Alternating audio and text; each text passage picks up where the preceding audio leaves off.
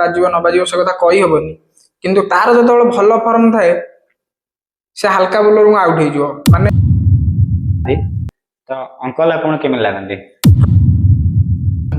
रिपुन और डॉन सोदेनी कि ये करनी से तार निजु निजे आसी चुप हे ये करिवो कि से निज भूल मानिवो बड़ बंटी से नथला टुल्लू बंडा फास्ट ओवर माड़ होइतला तेनु रन सब गुडे चलतला भलो चलतला सेही गोटे हमर मेडन पड़े हमर सब गुडे भलो होई जातला तापरे आगो मु आउट हे जाइतली तापरे भाई भी आउट हे जातला 12 बॉल 12 रन थिला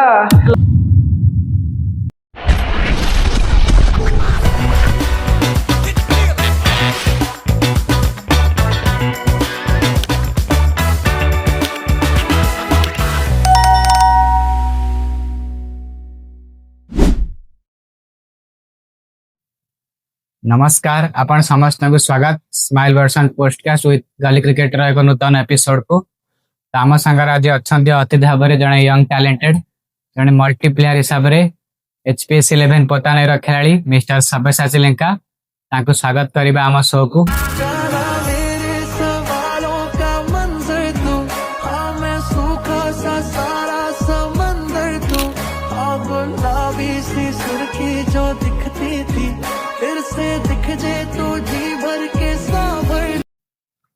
तो प्रथम आम शो को स्वागत करने चाहिए सब्यसाची लेंका जिन को जड़े यंग क्रिकेटर जड़े यंग टैलेंट पर एचपीएस 11 पोताने मिस्टर सब्यसाची लेंका तो आम शो को प्रथम स्वागत। तो प्रथम शो प्रथम क्वेश्चन जाके रहा क्यों बिलंग्स करती और क्यों टीम प्रॉपर रूप आप खेलती लंग बाउंड्री क्यों टीम प्रॉपर रूप आप खेलती। प्रथम तो है मु चंदापेट बिलंग करे मो गाँ है चंदापेट आ पोताने पंचायत समय जानी लंग बाउंड्री फॉर्मेट तो आमर तो एपटे माने पंचायत क्रिकेटर बेसी रही चाहिदा तेणु पंचायत रेड बॉल कि सॉफ्ट बॉल जहाँ भी हो पंचायत जो सीजन चले पंचायत मैच में रेगुलर खेले पंचायत निज पंचायत में आउ सर्कल सेमती किसी माने स्थिर नाही जब भी जो टीम डाके से टीम पटे शॉर्ट बाउंड्री खेले। तो ये जो क्रिकेट जर्नी माने क्रिकेट जो स्टार्ट सेटा केबेटर हेतला माने गोटे छोट पिला जन्म हवा ताबले क्रिकेटर एक स्वप्न जे कि हुए तो बड़ लेवल न खेली पार किंतु निज क्रिकेट जर्नी के स्टार्ट करते सब्यसाची। प्रथम तो कथा है माने कि माने मो बापा दादा एमाने समस्त क्रिकेट खेलती तापर खेलला परे भाई जेतबेले जन्म होला बापा कौन करिवे ना सब जेतबेले खेल होतबो टीवी लागिवो कि रेडियो लागिवो भाई के पाखरे बसे सब सुने तो भाई जेतबेले क्रिकेट खेली आरंभ कला तापर सेतबेले मु जन्म हेली मु जोटू एई प्रथम द्वितीय पढ़ला बेले कि माने जेतबेले मु जानिली कि माने खेलिया पय माने उपयोगी हेली सेतबेले माने मते भी सेई क्रिकेट खेल देखेबे अमोट अमोक एमती सब ये कले तापर मोर भी धीरे धीरे क्रिकेट पय इंटरेस्ट हैला आउ तापरे आरंभ कली धीरे धीरे खेलिया पय हो भाबिल कि नाही दिने मु हेई परिबी खेलाड़ी हो। समस्त जीवन में गोटे क्रिकेट करती जे मते क्रिकेट को जीवार अच्छी मते क्रिकेट खेलिवार अच्छी तो इंस्पिरेशन किए अच्छा आप देखिए क्रिकेट आप खेलिले देखी हुए तो आप खेली दे पारते क्रिकेट तो सेमती कई इंस्पिरेशन अच्छा आप जीवन में मु तो जानी तथा मुझे शुणा पाई कि माने बापा थे मोर राइट बैट्समैन किंतु दादा जी थे सी थे मोर लेफ्ट बैट्समैन तेणु माने बैट धरिया कतुर आरंभ हो कि बॉल धरिया कतुर आरंभ हो सब बापा ही माने छोट बड़ ये कर धीरे धीरे मुझे देखिली कि मानकर भाई एमती बैटिंग करछि राइट बैटिंग करछि डाउन बैटिंग करछि कारण सी मोर 4-5 वर्ष बड़ ना मुझे सी एमती खेलुछि कि मु एमती खेलिबी ता कतुर धीरे धीरे शिखी क्रिकेट खेलिया आरंभ करली आ। तो क्रिकेट को केते भल पांदी सब्यसाची माने क्रिकेट पाई किछि एमती करि पारंदी क्रिकेट को केमिति भल पांदी। थरे मोर मन अछि मु सेही 8 किंबा 9 क्लास रे पढतली थरे गोटे हाफ इयरली परीक्षा कि माने गोटे कोन एनुअल परीक्षा गोटे थाए मोर से रिजल्ट पूरा खराब हो जाता छोटू खराब होगा जो छोटू घरे जबर पाटुंड है मु सता खाइली छोटू एमती घरे मत कहले कि आउ टोटल तोर क्रिकेट खेलिया बंद आउ केबे खेलिया जीवनु आउ ये कर मु कहली मत मारदेले भी मु पछे मार दियो किछि नै कि क्रिकेट छाड़ परिबी आउ सेत बेल ठारू मु माने छोट बेल ठारू माने सब किछि जीवन सैक्रिफाइस करि परिबी क्रिकेट पय आउ वर्तमान सुधा आउ हमारी चाहिए सब्यसाची फैमिली रे किए सब मेंबर अछंती फैमिली विषय किछि कहबे। फैमिली तो आमर तो छोट परिवार बापा बो आ भाई एबे रिसेंटली 2 मास 3 मास सब मैरिज करछि आ भाउज आ मु। ତ ଏବେ ଆସିବା କ୍ରିକେଟ କ୍ୟାରିୟର ଉପରକୁ ସବ୍ୟସାଚୀଙ୍କର। ତ ପ୍ରଥମ କ୍ୱେଶ୍ଚେନ୍ ଯାହାକି ରହିବ, ହୁ is the best batter in your team, ମାନେ ନିଜ ଟିମ୍ ର ସବୁଠାରୁ ଭଲ ବ୍ୟାଟ୍ସମ୍ୟାନ କାହାକୁ ଆପଣ ଦେଖନ୍ତି? ଭଲ ବ୍ୟାଟ୍ସମ୍ୟାନ ଉପରେ ଖେଳନ୍ତି, ମ୍ୟାଚ ୱିନିଂ ପାରି, ମ୍ୟାଚ ଇନିଂସ ପୁରାଇ ଭଲ ଭଲ ଇନିଂସ ସେ ଖେଳନ୍ତି। ତ ସେମିତି ବ୍ୟାଟିଂ କିଏ ଅଛନ୍ତି ଟିମ୍ ରେ? ମୁଁ ତ ସବୁବେଳେ ମାନେ ସେ ମତେ ବି ଯଦି ଏ କଥାଟା ପଚରାଇଥାନ୍ତା ଆମ ଟିମ୍ ନ ହେଇ ଯଦି ବି ମତେ ଅଲ ଓଡିଶା କଥା ପଚରାଇଥାନ୍ତା ତାହେଲେ ମୁଁ ଭାଇ ନାହିଁ କହିଥାନ୍ତି। କାରଣ ମାନେ ମୁଁ ଯଦି କ୍ରିକେଟ କାହା ସହିତ ଜୀବନରେ ସବୁଠାରୁ ଅଧିକ ଖେଳିଥାଏ ସେ ହଉଛି ଭାଇ। ମାନେ କ୍ରିକେଟରେ ଟାଇମ ସ୍ପେଣ୍ଡ ହଉ କି ଯାହା ବି ହଉ, ଆମର ମାନେ ସେମିତି କିଛି ଇଏ ନାହିଁ। ଯେତେବେଳେ ବି ଆମର ବସୁ ଆମର କିଛି ନା କିଛି ଗୋଟେ କ୍ରିକେଟ ଉପରେ କିଛି ଗୋଟେ ଆଲୋଚନା ଚାଲିଥିବ, କି ଆର ବର୍ଷ ଏମିତି ଖେଳିବା କି ଯାହା ବି ହଉ, ଏଇ ଯୋଉ ଟିଭି ଖେଳ ଇଣ୍ଟରନ୍ୟାସନାଲ ମ୍ୟାଚ ହଉ କି ଯାହା ବି ହଉ, ଗୋଟେ ଆଲୋଚନା ଚାଲିଥିବ। ତେଣୁ ମାନେ ମତେ ଏମିତି ଫିଲ୍ ହୁଏ କି ତା ସହ ଯେତେବେଳେ ବ୍ୟାଟିଂ କରିଥାଏ କି ନାଇଁ ଯେଡେ ଗୋଟେ ରନ୍ ହଉ ଆମେ ଚେସ୍ କରିପାରିବା। ତ ନିଶ୍ଚିତ ଭାବରେ ଯାହାକି ଶୁଣୁଥିଲେ ସବ୍ୟସାଚୀ ଲେଙ୍କାଙ୍କ ଭାଇ, ଯାହାକି ସତ୍ୟସୁନ୍ଦର ଲେଙ୍କା ଡନ୍ ଭାଇ, ସେ ବି ଜଣେ ଭଲ ବ୍ୟାଟ୍ସମ୍ୟାନ। ନେକ୍ସଟ ପୋଡକାଷ୍ଟ ଆମେ ଆଣିବା ତାଙ୍କ ଉପରେ। ତ ବେଷ୍ଟ ବୋଲର ଯଦି ଆପଣ କହିବାକୁ ଚାହିଁବେ ଆପଣଙ୍କ ଟିମ ର ସବୁଠାରୁ ବେଷ୍ଟ ବୋଲର କିଏ, ଯେ ଏମିତି ମ୍ୟାଚ ଟି ଅଛି ଡିଫିକଲ୍ଟ କିନ୍ତୁ ତା ବୋଲିଂ ରେ ଆମେ ମ୍ୟାଚ ଟି ଜିତି ପାରିବା, ସେମିତି କେହି ବୋଲର ଆପଣଙ୍କ ଟିମରେ ଅଛନ୍ତି? ମାନେ ବର୍ତ୍ତମାନ ନା ମାନେ ଟୋଟାଲ ଆମ ପଞ୍ଚାୟତ ଟୋଟାଲ ପଞ୍ଚାୟତରେ ଆପଣଙ୍କ ଟିମ୍, ମାନେ ଆପଣ ପଞ୍ଚାୟତ HPS11 ପୋତାନାଇରେ ଆପଣଙ୍କ ବେଷ୍ଟ ବୋଲର ରୂପେ ଆପଣ କାହାକୁ ଜାଣନ୍ତି? ବେଷ୍ଟ ବୋଲର ତ ଧୂଳ ହିଁ ହବ, କାହିଁକି ନା ବହୁତ ମାନେ ଭଲ ଭଲ ସ୍ପେଲ ପକେଇଛି ତା କ୍ୟାରିୟରରେ। ବର୍ତ୍ତମାନ ସେ ତା କ୍ୟାରିୟର ମାନେ ପୁରା ଡାଉନଫଲ ରେ ଅଛି, ବର୍ତ୍ତମାନ ପରଫର୍ମାନ୍ସ ତାର ନାହିଁ, କିନ୍ତୁ ପୁରା ଦେଖିବା ପାଇଁ ଗଲେ ଧୂଳ। ତାପରେ ଯୋଉ ଆପଣ ପଡିଆ ମଧ୍ୟରେ ଅଧିକା ଗପେ କିଏ, ମାନେ ଏହା କହିଲେ ଏହା ହେଇଥାନ୍ତା ଯେ ମତେ ଏଇଟା ଦେଲେନି କରିବାକୁ ତ ମୁଁ କରିପାରିଲିନି, ତ ସେମିତି ଅଧିକା ଗପେ କିଏ ଆପଣ ପଡିଆ ମଧ୍ୟରେ ସବୁଠାରୁ ଆପଣଙ୍କ ଟିମରେ? ଉଁ, ସେମିତି ତ ମାନେ କିଛି ନାହିଁ। ଆମର ମ୍ୟାଚ ଭିତରେ ମାନେ ଗୋଟେ ସିରିୟସ ମ୍ୟାଚ ଥିବ, ମନେକର 18 ବଲ୍ 30 ରନ୍ ଥିବ, ଆମେ ଏମିତି ଗୋଲ ହେଇକି କଥାବାର୍ତ୍ତା ହଉଥିବୁ କିଏ ଗୋଟା କିଏ ପକେଇବା କଣ କରିବା, ସେଇ ଟାଇମରେ ଦୀପୁନା ଏଇ ଆସି ଗୋଟେ କଣ ଗୋଟେ ଏମିତି କମେଡି କରିଦବ। ତେଣୁ ସବୁବେଳେ ଦୀପୁନା ହିଁ କୁହେ।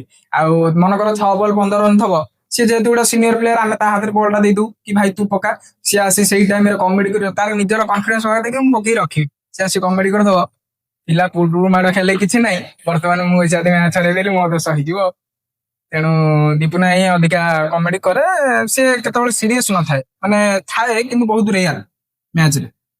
ତ ସବୁଠାରୁ ଆଗ୍ରେସନ ପ୍ଲେୟାର କିଏ, ଯିଏକି ଆଉଟ ହେଲା ପରେ ହଉ କି ୱିକେଟ ଗଲା ପରେ ହଉ କି ମନେକର ରନ୍ ହେଇପାରିଲାନି ଇଏ ହେଇପାରିଲାନି, ଆଗ୍ରେସନ ଯେ ସେଠୁ ଆସି ପଡିଆ ମଧ୍ୟରେ ନିଜ ଟିମ୍ ପିଲା ଆମର ଚିଡିବା ଇଏ କରିବା, ସବୁଠୁ ଆଗ୍ରେସନ ପ୍ଲେୟାର କିଏ ଆଉ ତମ ଟିମ ର ସବୁଠାରୁ? ଆଗ୍ରେସନ ସେମିତି ଦେଖିବାକୁ ଗଲେ ଦୀପକ ତ ମାନେ ସିଏ ଆକ୍ଚୁଆଲି କାହାକୁ ସ୍ଲେଜିଂ କରେନି। ମାନେ ତାର ଗୋଟେ ମାନେ ଏମିତି ସିଏ ସ୍ପୋର୍ଟସ ପ୍ଲେୟାର, ମାନେ ଏମିତି ସିଏ ଗୋଟେ କ୍ରିକେଟର, ଯଦି ସିଏ ବ୍ୟାଟିଂ କରିପାରିବନି ସେ ନିଜକୁ ନିଜେ ଫ୍ରଷ୍ଟ୍ରେସନ ହବ। ସିଏ କିନ୍ତୁ ଡଗ ଆଉଟ ରେ ଆସି କାହାକୁ ଶୋଧେନି କି ଇଏ କରେନି, ସିଏ ତାର ନିଜକୁ ନିଜେ ଆସି ଚୁପ୍ ହେଇ ଇଏ କରିବ କି ସିଏ ନିଜ ଭୁଲ ମାନିବ। କିନ୍ତୁ ଆଗ୍ରେସନ ଟୋଟାଲ ଦେଖିବା ପାଇଁ ଗଲେ ଦୀପକ ବୋଲିଂ ରେ ହଉ କି ଯାହା ବି ହଉ, ଯେହେତୁ ସିଏ ଗୋଟେ ମାନେ କଥା ନାହିଁ, ଗୋଟେ ସାଧାରଣତଃ ଯିଏ ପେସ୍ ବୋଲର ତାଙ୍କର ଗୋଟେ ଆଗ୍ରେସନ ଥାଏ। ତେଣୁ ଦୀପକ ଆମ ଟିମର ସବୁଠାରୁ ଆଗ୍ରେସିଭ ପ୍ଲେୟାର ଆଉ। ତ କ୍ରିକେଟ ହଉ, ଇଣ୍ଡିଆନ କ୍ରିକେଟ କଥା ଆମେ ଯଦି ଚାହିଁବା, ଇଣ୍ଡିଆନ କ୍ରିକେଟ ହଉ କି ୱାର୍ଲଡ କ୍ରିକେଟ ହଉ, ଯେ କି ଆଇଡଲ କ୍ରିକେଟର କିଏ ସବ୍ୟସାଚୀଙ୍କର? ମୋର ତ ବିରାଟ କୋହଲି ଆଉ। ତ ବିରାଟ କୋହଲିକୁ ଆଇଡଲ ରୂପରେ ବାଛିବାର କାରଣ କଣ? ବର୍ତ୍ତମାନ ତ ମାନେ ମୁଁ ଯେତେବେଳେ ପ୍ରଥମେ ଆରମ୍ଭ କରିଥିଲି କ୍ରିକେଟ ଦେଖା, ମତେ ଇୟନ ମୋର୍ଗାନ ଭଲ ଲାଗୁଥିଲା, ଇଂଲଣ୍ଡର ଯୋଉ କ୍ୟାପ୍ଟେନ। ଯେତେବେଳେ 2019 ୱାର୍ଲଡ କପ୍ ନେଲା, ଇଂଲଣ୍ଡ ନେଲା, ସେତେବେଳେ ଇଣ୍ଡିଆ ସେମିଫାଇନାଲ ହାରିଗଲା, ମୋର କିଛି ମନ ଦୁଃଖ ନାହିଁ। କିନ୍ତୁ ଇଂଲଣ୍ଡ ଯେତେବେଳେ ପୁରା ଲାଷ୍ଟକୁ ପୁରା ଇଏ ହେଇଗଲା, ମୋ ମନ ପୁରା ଦୁଃଖ ହେଇଗଲା। କିନ୍ତୁ ଲାଷ୍ଟକୁ ଇଂଲଣ୍ଡ ଜିତିଗଲା। ତେଣୁ ଇୟନ ମୋର୍ଗାନ ରିଟାୟାର୍ଡ ହେଲା ପରେ ତାପରେ ମୁଁ ଏମିତି ମାନେ ଆଉ ଇଣ୍ଟରନ୍ୟାସନାଲ ମ୍ୟାଚ ମତେ ଦେଖିବା ପାଇଁ ଭଲ ଲାଗେନି, ଇଏ କରେନି। ତାପରେ ଏମିତି ଦେଖୁ ମତେ କୋହଲି ବି ଭଲ ଲାଗେ ତା ଖେଳ। କିନ୍ତୁ ସିଏ ଯେତେବେଳେ ତା କ୍ୟାରିୟର ମାନେ ପୂର୍ବରୁ ଯେତେବେଳେ ମାନେ ସିଏ ଯୋଉ 2015-16 ବେଳେ ଯୋଉ ସେ ଯୋଉ ଆଗ୍ରେସନ ଦେଖାଏ ଯୋଉ ଇଏ କରେ, ମତେ ଟିକେ କ୍ରିକେଟରେ ଏତେ ଆଗ୍ରେସନ ଏତେ ଭଲ ଲାଗେନି। ସେଥିପାଇଁ ମତେ ମାନେ ଏତେ ପସନ୍ଦ ଆସୁନଥିଲା। କିନ୍ତୁ ତାପରେ ଯେତେବେଳେ ଧୀରେ ଧୀରେ ଖେଳୁ ଖେଳୁ ସିଏ ଦେଖିଲା କି ମୁଁ ଗୋଟେ ଲିଜେଣ୍ଡ ସ୍ତରକୁ ଆସିଲି, ସେ ଧୀରେ ଧୀରେ ମାନେ ତା କାମନେସ କୁ ବଜାୟ ରଖିଲା ଆଉ ଇଏ କଲା। ମୋର ସେଥିପାଇଁ ତାପରେ ଭଲ ଲାଗେ ଆଉ, ପର୍ସନାଲିଟି ହଉ ଖେଳ ହଉ ମତେ ସବୁ ଭଲ ଲାଗେ ଆଉ ବିରାଟ କୋହଲି। ତ ଯେମିତିକି ଆପଣ କହିଲେ ଯେ କି ବିରାଟ କୋହଲି ଆପଣଙ୍କର ଫେଭରାଇଟ ଖେଳାଳି, ତ ବିରାଟ କୋହଲିର ସେମିତି କିଛି ସର୍ଟ ଅଛି ଯାହାକି ଆପଣଙ୍କୁ ଫେଭରାଇଟ ଲାଗେ, ଯେ ବିରାଟ କୋହଲି ଏଇ ସର୍ଟ ଟା ପାଇଁ ମୁଁ ବିରାଟ କୋହଲିର ଫ୍ୟାନ ହେଇଥାଏ ପାରେ, ବିରାଟ କୋହଲି ମୋର ଆଇଡଲ ହେଇଥାଏ ପାରେ, ସେଇ ଯୋଉ ଫେଭରାଇଟ ସର୍ଟ ବିରାଟ କୋହଲି ଆପଣ କଣ? ମୁଁ ତ ଜାଣିନି କଣ କହନ୍ତି, ମୁଁ ବି ଜାଣିନି। ମତେ ସମସ୍ତେ କହନ୍ତି କି ମାନେ କି ସର୍ଟ ବାଉଣ୍ଡ୍ରି କଥା କହୁଛି, ମତେ ଉପରେ ପକେଇଲେ ମୁଁ ମାରେ। ମାନେ ଡ୍ରାଇଭ ଟା ମୋର ଭଲ ହୁଏ। ମାନେ ମୋର ଗୋଟେ ମାଇନସ ପଏଣ୍ଟ ବି ହଉଛି, ମନେକର ମତେ ଯଦି ଜଣେ ଇନ୍ କି ଆଉଟ୍ ପକଉଛି, ମନେକର ଦୂରରୁ ପକେଇବ ଲେନ୍ଥ ଫଲ୍ଟ କୁ କାଢିବ, ଲେନ୍ଥ ଫଲ୍ଟ ଟାକୁ କଟ୍ ମାରିବାକୁ ସେଇଟା ଗୋଟେ ମାନେ କ୍ୱାଲିଟି। କିନ୍ତୁ ମୁଁ କଣ କରେ ନା ସେଇ ଲେନ୍ଥ ଫଲ୍ଟ ଟାକୁ ମୁଁ ସିଧା ଡ୍ରାଇଭ ମାରିବାକୁ ଚେଷ୍ଟା କରେ ଜୋରେ। ମୁଁ ସବୁବେଳେ ଟାଇମିଂ ଉପରେ ନିର୍ଭର କରେ, ତେଣୁ ବିରାଟ କୋହଲି ତ ତାର ମାନେ ପାୱାରଫୁଲ କ୍ରିକେଟ ନାହିଁ, ସବୁବେଳେ ସେ ଟାଇମିଂ ଉପରେ ନିର୍ଭର କରେ, ମତେ ସେଥିପାଇଁ ତା ଟାଇମିଂ ଟା ଭଲ ଲାଗେ ଆଉ। ହଁ ହଁ। ତ ନିଶ୍ଚିତ ଭାବରେ ସବ୍ୟସାଚୀଙ୍କର ଯାହାକି ଆଇଡଲ ରହିଛନ୍ତି ବିରାଟ କୋହଲି, କିଙ୍ଗ କୋହଲି ଭାବରେ ମଧ୍ୟ ପରିଚିତ ଇଣ୍ଡିଆନ କ୍ରିକେଟରେ। ଆରସିବି ଦଳ ପାଇଁ ବିରାଟ କୋହଲି ପରିଚିତ ନୁହଁ, ବିରାଟ କୋହଲି ପାଇଁ ହିଁ ଆରସିବି ଦଳ ପରିଚିତ। ଏ ଆରସିବି ଆଉ ବିରାଟ କୋହଲି ନେଇ ଆପଣ କଣ କହିବେ? ମୋର ଟିମ୍ ଥିଲା, ମୋର 2017 ପରଠାରୁ ମୋର ଇୟନ ମର୍ଗାନ ଫେଭରାଇଟ ପ୍ଲେୟାର ଥିଲା, କିନ୍ତୁ ମୋ ଟିମ୍ ଥିଲା ଆରସିବି। କାରଣ ମତେ ଡିଭିଲିୟର୍ସ ଭଲ ଲାଗେ, କୋହଲି ଭଲ ଲାଗେ। ତାପରେ ଗୋଟେ ବର୍ଷ ଆରସିବି ଟିମରେ ତ ବହୁତ ସୁପରଷ୍ଟାର ସବୁ ଖେଳିଛନ୍ତି, ଗେଲ୍ ହଉ, ଚହଲ ହଉ, ଆମର ଆରୋନ ଫିଞ୍ଚ ବି ଗୋଟେ ବର୍ଷ ଖେଳିଛନ୍ତି। ତେଣୁ ମତେ ପୁରା ଆରସିବି ଟିମ୍ ହିଁ ମାନେ ସେବେଠାରୁ ଭଲ ଲାଗେ। ଏମିତି ପିଲା ଟ୍ରୋଲ କରନ୍ତି କି ଏ ଅମକ ଜିତି ପାରିନି, ଟିମ୍ ଚେଞ୍ଜ କରିଦେ, ଚେନ୍ନାଇ କି ପଳେଇବା, 5ଟା ଟ୍ରଫି, ଆଉ ତତେ କେହି ଚିଡେଇ ପାରିବେନି। କିନ୍ତୁ ଗୋଟେ ମାନେ ଥାଏ କି ଲୟାଲ ଗୁଣ କି ନାଇଁ, ଇଏ ତ ମୋ ଟିମ୍, ମତେ ଏଇ ପ୍ଲେୟାର ମାନେ ଭଲ ଲାଗନ୍ତି, ଆଉ ମୁଁ ତା ଚିଡିଆ ଠେଇଁ ମତେ କଣ ଫରକ ପଡେ। ତେଣୁ ସେଇଥିପାଇଁ ମୁଁ ଆରସିବି କୁ ଭଲ ପାଏ, ଆଉ ଏଇ 2 ବର୍ଷ ହେଲା ତ ଆରସିବି ଚମ୍ପିଆନ ହଉଛି। ଏଇଆ। କ୍ରିକେଟ ଯାହାକି ଲାଇଫ ଅଛି, କ୍ରିକେଟରେ ଷ୍ଟଡି ମଧ୍ୟ କରୁଛନ୍ତି ଆପଣ, ଆଉ ପଇସା ମଧ୍ୟ କିଛି କମେଇବାକୁ ବି ଚାହିଁବେ କ୍ରିକେଟରେ। ତ କ୍ରିକେଟ, ଲାଇଫ ଆଉ ଷ୍ଟଡି, ଏ ତିନିଟାକୁ ଆମେ ଯଦି ଗୋଟେ ଜାଗାରେ ଦେଖିବା ତ ସେଇଟାକୁ କେମିତି ମାନେ ଜଣେ ମେଜର କରି ଯେ କି ମୁଁ କ୍ରିକେଟ ବି ଖେଳି ପାରିବି, ପାଠ ବି ପଢି ପାରିବି, ଆଉ ସେଥିରେ ପଇସା ବି କମେଇ ପାରିବି, ସେଟା କେମିତି ହେଇପାରିବ? କ୍ରିକେଟ ଟା ହେଲା ମାନେ ଗୋଟେ ଏମିତି ଇଏ, ପଇସା ତମେ କମେଇବ, ପଞ୍ଚାୟତ ଲେବୁଲ ହଉ କିମ୍ବା ବାହାର ମ୍ୟାଚ୍ ହଉ, ଯାହା ବି ଜଣେ ଭଲ ପଇସା କମେଇଲେ ଘର ତ ଚଳିପାରିବନି। ଯୋଉମାନେ ଅଲ ଓଡିଶା ଖେଳୁଛନ୍ତି ସେମାନେ ଘର ଚଳେଇଦେବେ, କିନ୍ତୁ ଏଇ ଯୋଉ ଆମେ ଯୋଉ କ୍ରିକେଟ ଖେଳୁଛେ, ଘର ତ ଚଳେଇବନି କିନ୍ତୁ ନିଜ ଖର୍ଚ୍ଚ ନିଜେ କରିହବ ଭଲସେ, କି ଯାହା ବି ହଉ। ତେଣୁ କ୍ରିକେଟ ଟା ପରମାନେଣ୍ଟ ଇନକମ ସୋର୍ସ ନୁହଁ। ଯୋଉ ଦିନ ପର୍ଯ୍ୟନ୍ତ ତମେ ଭଲ ଖେଳୁଛ, ତମକୁ ଖେଳିବେ କି 2 ପଇସା ଦେଲେ। ଆଜି ମୁଁ କହିବି କି ଭାଇ, ମାଲିକ ଫୋନ କଲା, ଭାଇ ଆଉ ଏତିକି ଟଙ୍କା ମୁଁ ନେବି ନା, ହଉ ଠିକ ଅଛି ମୁଁ ପଠେଇ ଦଉଛି। କାଲି ଯେତେବେଳେ ମୁଁ ଖେଳି ପାରିନଥିବି, ମୁଁ କହିବି ଆଉ ଭାଇ ମୁଁ ଯିବି ହାତରୁ ତେଲ ପଡି ଖେଳିବା ପାଇଁ, ମାଲିକ ମନା କରିବି। ତେଣୁ କ୍ରିକେଟ ହେଲା ସେଇଟା। ତେଣୁ କ୍ରିକେଟ ସାଙ୍ଗକୁ ବି ଷ୍ଟଡି ନିହାତି ଇମ୍ପୋର୍ଟାଣ୍ଟ। ଆଉ ଯୋଉମାନେ କହନ୍ତି କି କ୍ରିକେଟ ଷ୍ଟଡି ଏକାଠି ହେଲେ କୁଆଡୁ ହବନି, କିଛି ହବନି, ସେ କଥା ଭୁଲ କଥା। ଜଣେ କ୍ରିକେଟ ଖେଳିକି ବି ଆରାମରେ ଟାଇମ ଦେଇପାରିବ ପାଠ ପଢାକୁ। ଆଉ ଲାଇଫ ତ ସେମିତି, ଯିଏ ଯୋଉମାନେ କ୍ରିକେଟ ଖେଳୁଛନ୍ତି ସେମାନେ ଜାଣିଥିବେ, ମାନେ ଡେଲି ତାଙ୍କୁ ଘରେ କଣ ଶୁଣିବାକୁ ପଡୁଥିବ କଣ ନାହିଁ, ସେମାନେ ସମସ୍ତେ ଜାଣିଥିବେ। ଆଉ ମୁଁ କିଛି କହିବା ନାହିଁ, କିନ୍ତୁ 3ଟା ଜିନିଷ ହ୍ୟାଣ୍ଡେଲ କରିହବ। ହୁ ଇଜ ୟୋର ବିଗେଷ୍ଟ ସପୋର୍ଟର, ମାନେ ତମକୁ କିଏ ସପୋର୍ଟ କରେ ଯେ କି ମୁଁ କ୍ରିକେଟ ଖେଳିବି, ନିଜ ଟିମରେ ଏବଂ ନିଜ ଫ୍ୟାମିଲିରେ କ୍ରିକେଟ ଖେଳିବା ପାଇଁ ତମକୁ ଅଧିକ ସପୋର୍ଟେଡ କିଏ ହେଲା? ମାନେ ସପୋର୍ଟେଡ ଏଇ ଲୋକ ମତେ ଅଧିକ ସପୋର୍ଟ କରେ ଯେ ତୁ ଖେଳ, ନିଜେ ଖେଳିଲେ ନିଜେ ଦିନେ ନା ଦିନେ ତୁ ହବୁ କିଛି। ତ biggest supporter in your cricket team and your family, and ଫ୍ୟାମିଲିରେ କହିବେ ଜଣକ ନା, କ୍ରିକେଟ ଟିମରେ ଜଣକ ନା କହିବେ? ଦେଖ, ଫ୍ୟାମିଲିରେ ତ ମାନେ ଭାଇ କଣ, ସିଏ ହଉଛି ମୋର ଗୋଟେ ଟିମମେଟ ହେଇଯାଉଛି।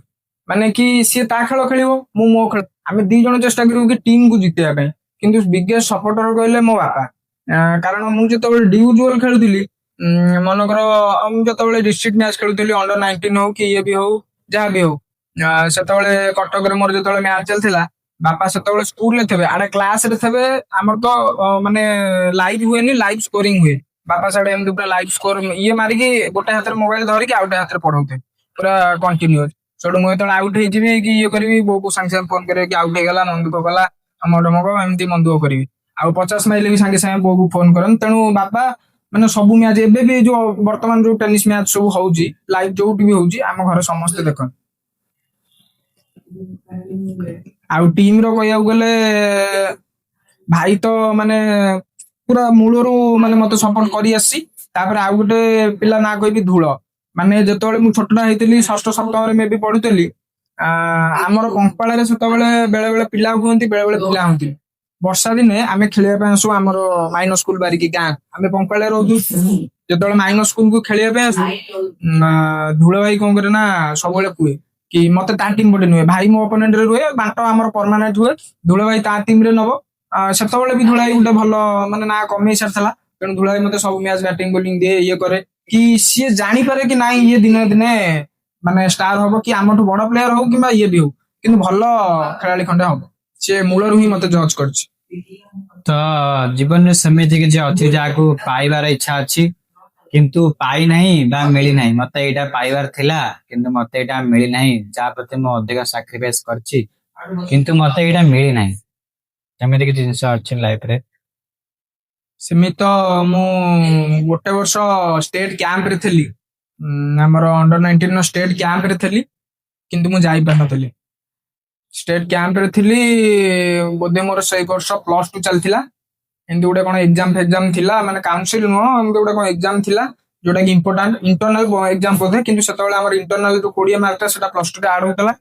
ମୁଁ କିନ୍ତୁ ଯାଇପାରିଲି, ବହୁତ ମନ ଦୁଃଖ ହେଇଥିଲା, ଇଏ କରିଥିଲା। ମୁଁ ଭାବିଥିଲି କି ମେ ବି ଯଦି କ୍ୟାମ୍ପ କୁ ଯାଇଥାନ୍ତି 5-6ଟା ମ୍ୟାଚ୍ ଖେଳିଥାନ୍ତା, ଗୋଟେ ଦିଟା 50 ମାର୍କ ଥିଲେ ମେ ବି ହେଇପାରିଥାନ୍ତା, କିନ୍ତୁ ମୁଁ ଆଉ ଚେଷ୍ଟା କଲିନି କି ଗଲିନି ଆଉ, ତେଣୁ ଜୀବନରେ ଗୋଟେ ଅଫସୋସ ରହିଗଲା ଆଉ, ଚାନ୍ସ ଗୋଟେ ଛାଡିଥିଲି ଆଉ।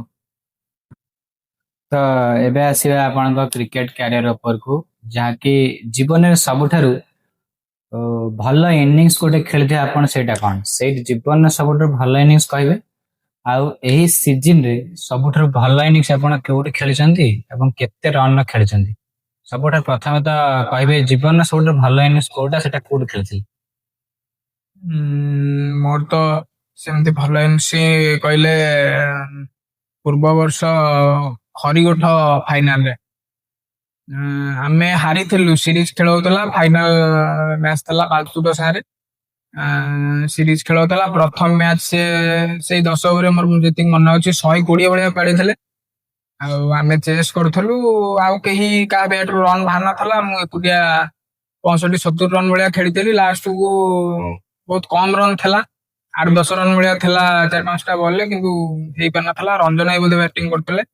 ଆଉ ସେ ମ୍ୟାଚ ଫାର୍ଷ୍ଟ ମ୍ୟାଚ ହାରିଗଲୁ। ସେକେଣ୍ଡ ମ୍ୟାଚ ପୁଣି ସେ ଟସ୍ ଜିତି ବ୍ୟାଟିଂ ନେଇଗଲେ, 8 ଓଭରରେ ମାଇଲେ 100, ମୁଁ ପୁଣି 50 ମାଇଲି, ପୁଣି ଆମେ ହାରିଲୁ।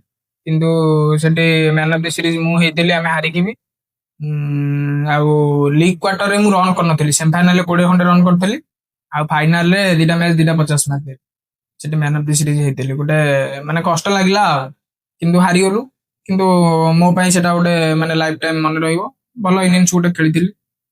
ତ ଏଇ ଯୋଉ 2025-26 ସିଜିନ, ଯାହାକି ପ୍ରିଭିୟସ ସିଜିନ, ଯାହାକି ନୂଆ ସିଜିନ ଏବେ ଆରମ୍ଭ ହେଇଯିବ, କିନ୍ତୁ ପ୍ରିଭିୟସ ସିଜିନ ର ସବୁଠାରୁ ଭଲ ଇନିଂସ ଆପଣ କୋଉଟା ଲାଗିଥିଲା, ଯେ କି ଏଠି ମୁଁ ମୁଁ ମୋ ନିଜର ଗୋଟେ ସୁନ୍ଦର ଖେଳ ପ୍ରଦର୍ଶନ କରିଥିଲି, ଯାହାକି ବ୍ୟାଟିଂ ମାଧ୍ୟମରେ? ବ୍ୟାଟିଂ ମାଧ୍ୟମରେ ହେଲେ ଯେତେବେଳେ ଆମର PPL ଚାଲିଥିଲା, ଗୋଟେ ମ୍ୟାଚ ହଉଥିଲା ଆମର ଏଠି ବାଲତୁଟରେ, ଗଡ ପାରାଦୀପ ଗଡ ସାଙ୍ଗରେ ମ୍ୟାଚ ହଉଥିଲା। ଆମର ପିଲା କେହି ନଥିଲେ, ସେମିଫାଇନାଲ ମ୍ୟାଚ ବୋଧେ ଥିଲା ଆମର ବାବା କଳ୍ପଦ୍ରୁମ ଆଉ BGCC ର। ଦୀପକ ନଥିଲା, ଧୂଳ ନଥିଲା, କେହି ବି ନଥିଲେ। ଆମେ HPS ଆଦିଆସ ଆଉ ଆମେ ଏମିତି ସଂସାର, ମୁଁ ଆଉ ଭାଇ ଅପୁଲାଇ, ଏମିତି ଆମେ ଯାଇଥିଲୁ, ଆଉ ଛୋଟ ପିଲାଙ୍କୁ ନେଇକି ଯାଇଥିଲୁ ସବୁ। ସିଏ ଆମକୁ ମାରିଥିଲେ 6 ଓଭରରେ 95 ଭଳିଆ, 6 ଓଭରରେ 95 ଭଳିଆ ମାରିଥିଲେ। ଆଉ ଆମେ ବି ଭାବିନଥିଲୁ କି ହଉ ଆମେ ଚେଷ୍ଟା କରିବା, ଦେଖିବା କୋଉ ଯାଏଁ ଯିବୁ, କାହିଁକିନା ଆମେ ତ ଜାଣିଛୁ ସଂସାରରେ ତ ସିଜିନ କୋଉଠି ବାଜୁନି। ତେଣୁ ଆମେ ଦେଖିଲୁ କି ଆମର 2 ଖଣ୍ଡ ୱିକେଟ ଭାଇର ମୋର ବାଡେଇବୁ, ଯାହା ହବ ମ୍ୟାଚ ଯୋଉ ଯାଏଁ ଯିବ। ତାପରେ କଣ ହେଇଛି କି ମାନେ ବାଡଉ ଏମିତି ହେଇଗଲା କି ଖେଳ ଆମ ହାତକୁ ପଳେଇ ଯାଇଥିଲା। ମୋର ହାରାହାରି ମୁଁ ବୋଧେ ଟୋଟାଲ ଆମର 95-96 ରନ୍, ମୁଁ ଏକୁଟିଆ 75 ରନ୍ ଭଳିଆ ପିଟିଥିଲି। ଆଉ ଭାଇ ଗୋଟେ ବାଉଣ୍ଡ୍ରି ମାରିଥିଲା କେବଳ, 5-6ଟା ବଲ୍ ଖେଳିଥିଲା। ଗୋଟିଏ ଓଭର ଆମର ସେଇଠି ଇଏ ହେଇଯାଇଥିଲା। ମୁଁ ଫାଷ୍ଟ ଓଭର ସବୁ ଓଭର ମାରି ଚାଲିଲି। ଗୋଟିଏ ଓଭର କେବଳ ମୋର ମନେ ଅଛି 18 ବଲ୍ ଥିଲା 52 ନା 51, ସେଇ ଗୋଟେ ମେଡେନ୍ ପଳେଇଲା। ମୁଁ ଷ୍ଟ୍ରାଇକ୍ ପାଇଲିନି, ଅଫ୍ ଷ୍ଟ୍ରାଇକରେ ରହିଗଲି। ଫାଷ୍ଟ ବଲ୍ ଭାଇ ଡଟ୍ ହେଲା, ସେକେଣ୍ଡ ବଲ୍ ଆଉଟ୍। ତାପରେ ବ୍ୟାଟିଂ ଗଲା ଲେଫ୍ଟି ଯୋଉ ରୋଶନ, ସିଏ ଗୋଟେ ବଲ୍ ଡଟ୍ ହେଲା, ଗୋଟେ ବଲ୍ ଆଉଟ୍ ହେଇଗଲା। ତାପରେ ଯୋଉ ଓଭରଟା ହୁଏତ ପାରାଦୀପ ଗଡ ରୋହନ ନା କଣ ଗୋଟେ ଅଛନ୍ତି ବୋଲର? ନାଇଁ, ସେଟା ଲୋହ ନୁହଁ, ସେଟା ପକଉଥିଲେ ଯୋଉ ଆମର ତାଙ୍କର ଲୋକନାଥ, ଯେ ଏମିତି ସ୍ଲୋ କଟର ପକାନ୍ତି। ଲୋକନାଥ, ଯେ କି ସାୟଦ ଓନର ବି ତାଙ୍କର? ନାଇଁ ସିଏ ନୁହଁ। ତାହେଲେ କଣ ତାଙ୍କ ନାଁଟା ମୋର ମନେ ପଡୁନି, ସଲିମ ବୋଧେ କି କଣ, ଏମିତି ସେ ସ୍ଲୋ ଝୁଲା କଟର ପକାନ୍ତି। ସିଏ ହିଁ ବାଡେଇଥିଲେ ସେ ମ୍ୟାଚ ଆମକୁ, ଆଉ ରନ୍ ବି ସେଇ କରିଥିଲେ। ବଲ୍ ସେଇ ଗୋଟେ ଓଭର ସେ ଭଲ ପକେଇ ଦେଇଥିଲେ। ଆଉ ସେ ମ୍ୟାଚ ତାଙ୍କର ବଣ୍ଟି ଆଇ ନଥିଲା, ବଡ ବଣ୍ଟି ସେ ନଥିଲା। ଟୁଲୁ ବଣ୍ଡା ଫାଷ୍ଟ ଓଭରରେ ମାଡ ହୋଇଥିଲା, ତେଣୁ ରନ୍ ସବୁଆଡେ ଚାଲିଥିଲା, ଭଲ ଚାଲିଥିଲା। ସେଇ ଗୋଟେ ଆମର ମେଡେନ୍ ପଳେଇଲା। ତାପରେ ମେଡେନ୍ 3ଟା ୱିକେଟ, ସେଇଠୁ 12 ବଲ୍ ଥିଲା 50। ତାପରେ ସେ ଗୋଟେ ରୋହନ ପକେଇଲା, ମୁଁ ସେ ଓଭରରେ କଣ 15 ନା ନାଇଁ 15-16 ରନ୍ ଭଳିଆ ଏମିତି କଣ ଥିଲା। ଲାଷ୍ଟ ଓଭର ଥିଲା 34। ପ୍ରଥମ ବଲ୍ ଟା ମୁଁ ମାରିଥିଲି 4। 35 ଥିଲା। ପ୍ରଥମ ବଲ୍ ମାରିଲି 4, ଆଉ ରହିଲା 5ଟା ବଲ୍ କୁ 31। ମୁଁ 3ଟା ବଲ୍ 3ଟା ଛକା ମାରି ଦେଇଥିଲି। ଆଉ ଥିଲା 2 ବଲ୍ 13, ମୁଁ ମାରି ପାଇଲି। 2 ବଲ୍ 13 ଥିଲା, ଯାହାକି ଗୋଟେ ବଲ୍ ଡଟ୍ ହେଇଯାଇଥିଲା ନା କଣ, ଡଟ୍ ହେଇଯାଇଥିଲା, ଆଉ 1 ବଲ୍ 6। ଯେ 2 ବଲ୍ 13 ନା ଗୋଟେ 6ଟି ବଲ୍ ରେ 35, ଯାହାକି ନିଜ ଉପରେ ପ୍ରେସର ଥବ, ଯେ କି 6ଟି ବଲ୍ ରେ 35 ମାନେ 6ଟି ବଲ୍ ରେ 6ଟି ଛକା। ତ ଏମିତି କ୍ରିକେଟ ଥାଏ, ଯେତେବେଳେ ଆମ ପାଖରେ ଖେଳ ନଥାଏ ଆମେ ସେତେବେଳେ ଆମର ପ୍ରତିଭା ଦେଖିଥାଉ କି 6ଟି ବଲ୍ 4ଟା ଛକା ମାରିଥାଉ ହେଇଥାଉ, କି ଯେତେବେଳେ ଦରକାର ଟାଇମରେ ଆମେ ସେଟା କରିପାରିନଥାଉ। 6ଟି ବଲ୍ ରେ 35 ଥିଲା, ସେତେବେଳେ କଣ ଲାଗିଥିଲା, ଆମେ ମ୍ୟାଚ ଟା ହାରିଗଲୁ କି ଜିତି ପାରିବା, ଏଇଠୁ ମୁଁ କିଛି ଜିତେଇ ପାରିବି ମୋ ଟିମ୍ କୁ, ସେମିତି କିଛି ଲାଗିଥିଲା? ମ୍ୟାଚ ଆମେ ଜିତି ଯାଇଥାନ୍ତୁ। ମତେ ମାନେ ସେ ମ୍ୟାଚରେ ଆକ୍ଚୁଆଲି ଲକ୍ ଫେଭର ଦେଲାନି। 12ଟା ବଲ୍ ଥିଲା 35, ଯେତେବେଳେ 12ଟା ବଲ୍ 50 ରନ୍ ଥିଲା, ମୁଁ ସେଇ ଓଭରରେ ରୋହନକୁ ଆଉ ଗୋଟେ 4 ମାରିଥିଲି। ମିଡ୍ ୱିକେଟ୍ ଗୋଟେ 4 ମାରିଥିଲି। ସେ ମିଡ୍ ୱିକେଟ୍ ଜାଗାଟା କଣ ହେଇଛି ନା, ଆଉଟଫିଲ୍ଡ ଟା ପୁରା ବାଲି। ସେ ବାଲିରେ ପଡି ବଲ୍ ରହିଗଲା। ବଲ୍ ପୁରା ଗ୍ୟାପ ରେ ଯାଇଥିଲା, ବାଉଣ୍ଡରୀ ହେଇଠି ବଲ୍ ଏଇଠି ପାଖରେ ପଇଲା, କିନ୍ତୁ 4 ହେଲା। ମୋର ସେଇ ମାନେ ମୁଁ ନିଜ ଉପରେ ମୋର ପୁରା ଲାଷ୍ଟ ବଲ୍ ଯାଇକି କନଫିଡେନ୍ସ ଥାଏ କି ଯଦି नो ବଲ୍ ହୁଏ ମୁଁ ବାଡେଇବି, ଜିତେଇବି, କିଛି ନାହିଁ। ତାପରେ ଶଙ୍କର ସେପଟେ ବ୍ୟାଟିଂ କରୁଥିଲା, ମୁଁ ସିଙ୍ଗଲ ନଉନଥାଏ, ଗୋଟେ ପଟେ ସେମିତି ମାରୁଥାଏ। ସେକେଣ୍ଡ ଲାଷ୍ଟ ଓଭରଟା ଯୋଉଟା ରୋହନ ପକଉଥାଏ, ସିଙ୍ଗଲ ନଉନଥାଏ, ସେମିତି ଗୋଟେ ପଟେ ପିଟୁଥାଏ। ଆଉ ଲାଷ୍ଟ ବଲ୍ ଟା ହୁଏତ ମୁଁ ଯଦି ସେପଟୁ 2 ପଟୁ ମାଡ଼ ହେଇଥାନ୍ତା, ଆମେ ସେ ମ୍ୟାଚ୍ ଜିତି ଯାଇଥାନ୍ତୁ। ଯଦି ଭାଇ ବି ବ୍ୟାଟିଂ ଯାଇଥାନ୍ତା କି ଆଉ ଧୂଳ ଦୀପକ ଯିଏ ବି ଥାନ୍ତେ, ଆମେ ବ୍ୟାଟିଂ କରି ସେ ମ୍ୟାଚ୍ ଜିତି ଯାଇଥାନ୍ତୁ। କାହିଁକିନା 7ଟା ବଲ୍ କୁ ଯେତେବେଳେ ଥିଲା 36 ରନ୍, ମୁଁ ସେଠି 6 ମାରିବା ବଦଳରେ ମୁଁ ଜାଣି ଶୁଣି ଡିଫେନ୍ସ କରି ଯାଇକି ନେଲି। ସିଏ ବି ମାନେ ମୋ ଭଳି ପୁରା ମାନେ 8-9 ଜଣ ପୁରା ପାଖକୁ ନେଇଲେ, ମୁଁ 1 କଲି। ତେଣୁ ସେ ବଲ୍ ଟା ମୁଁ ଯଦି 6 ମାରି ଦେଇଥାନ୍ତି, ଆଉ ରହିଥାନ୍ତା 29 ରନ୍ ରହିଥାନ୍ତା, ନା 30 ରନ୍ ରହିଥାନ୍ତା 6 ବଲ୍।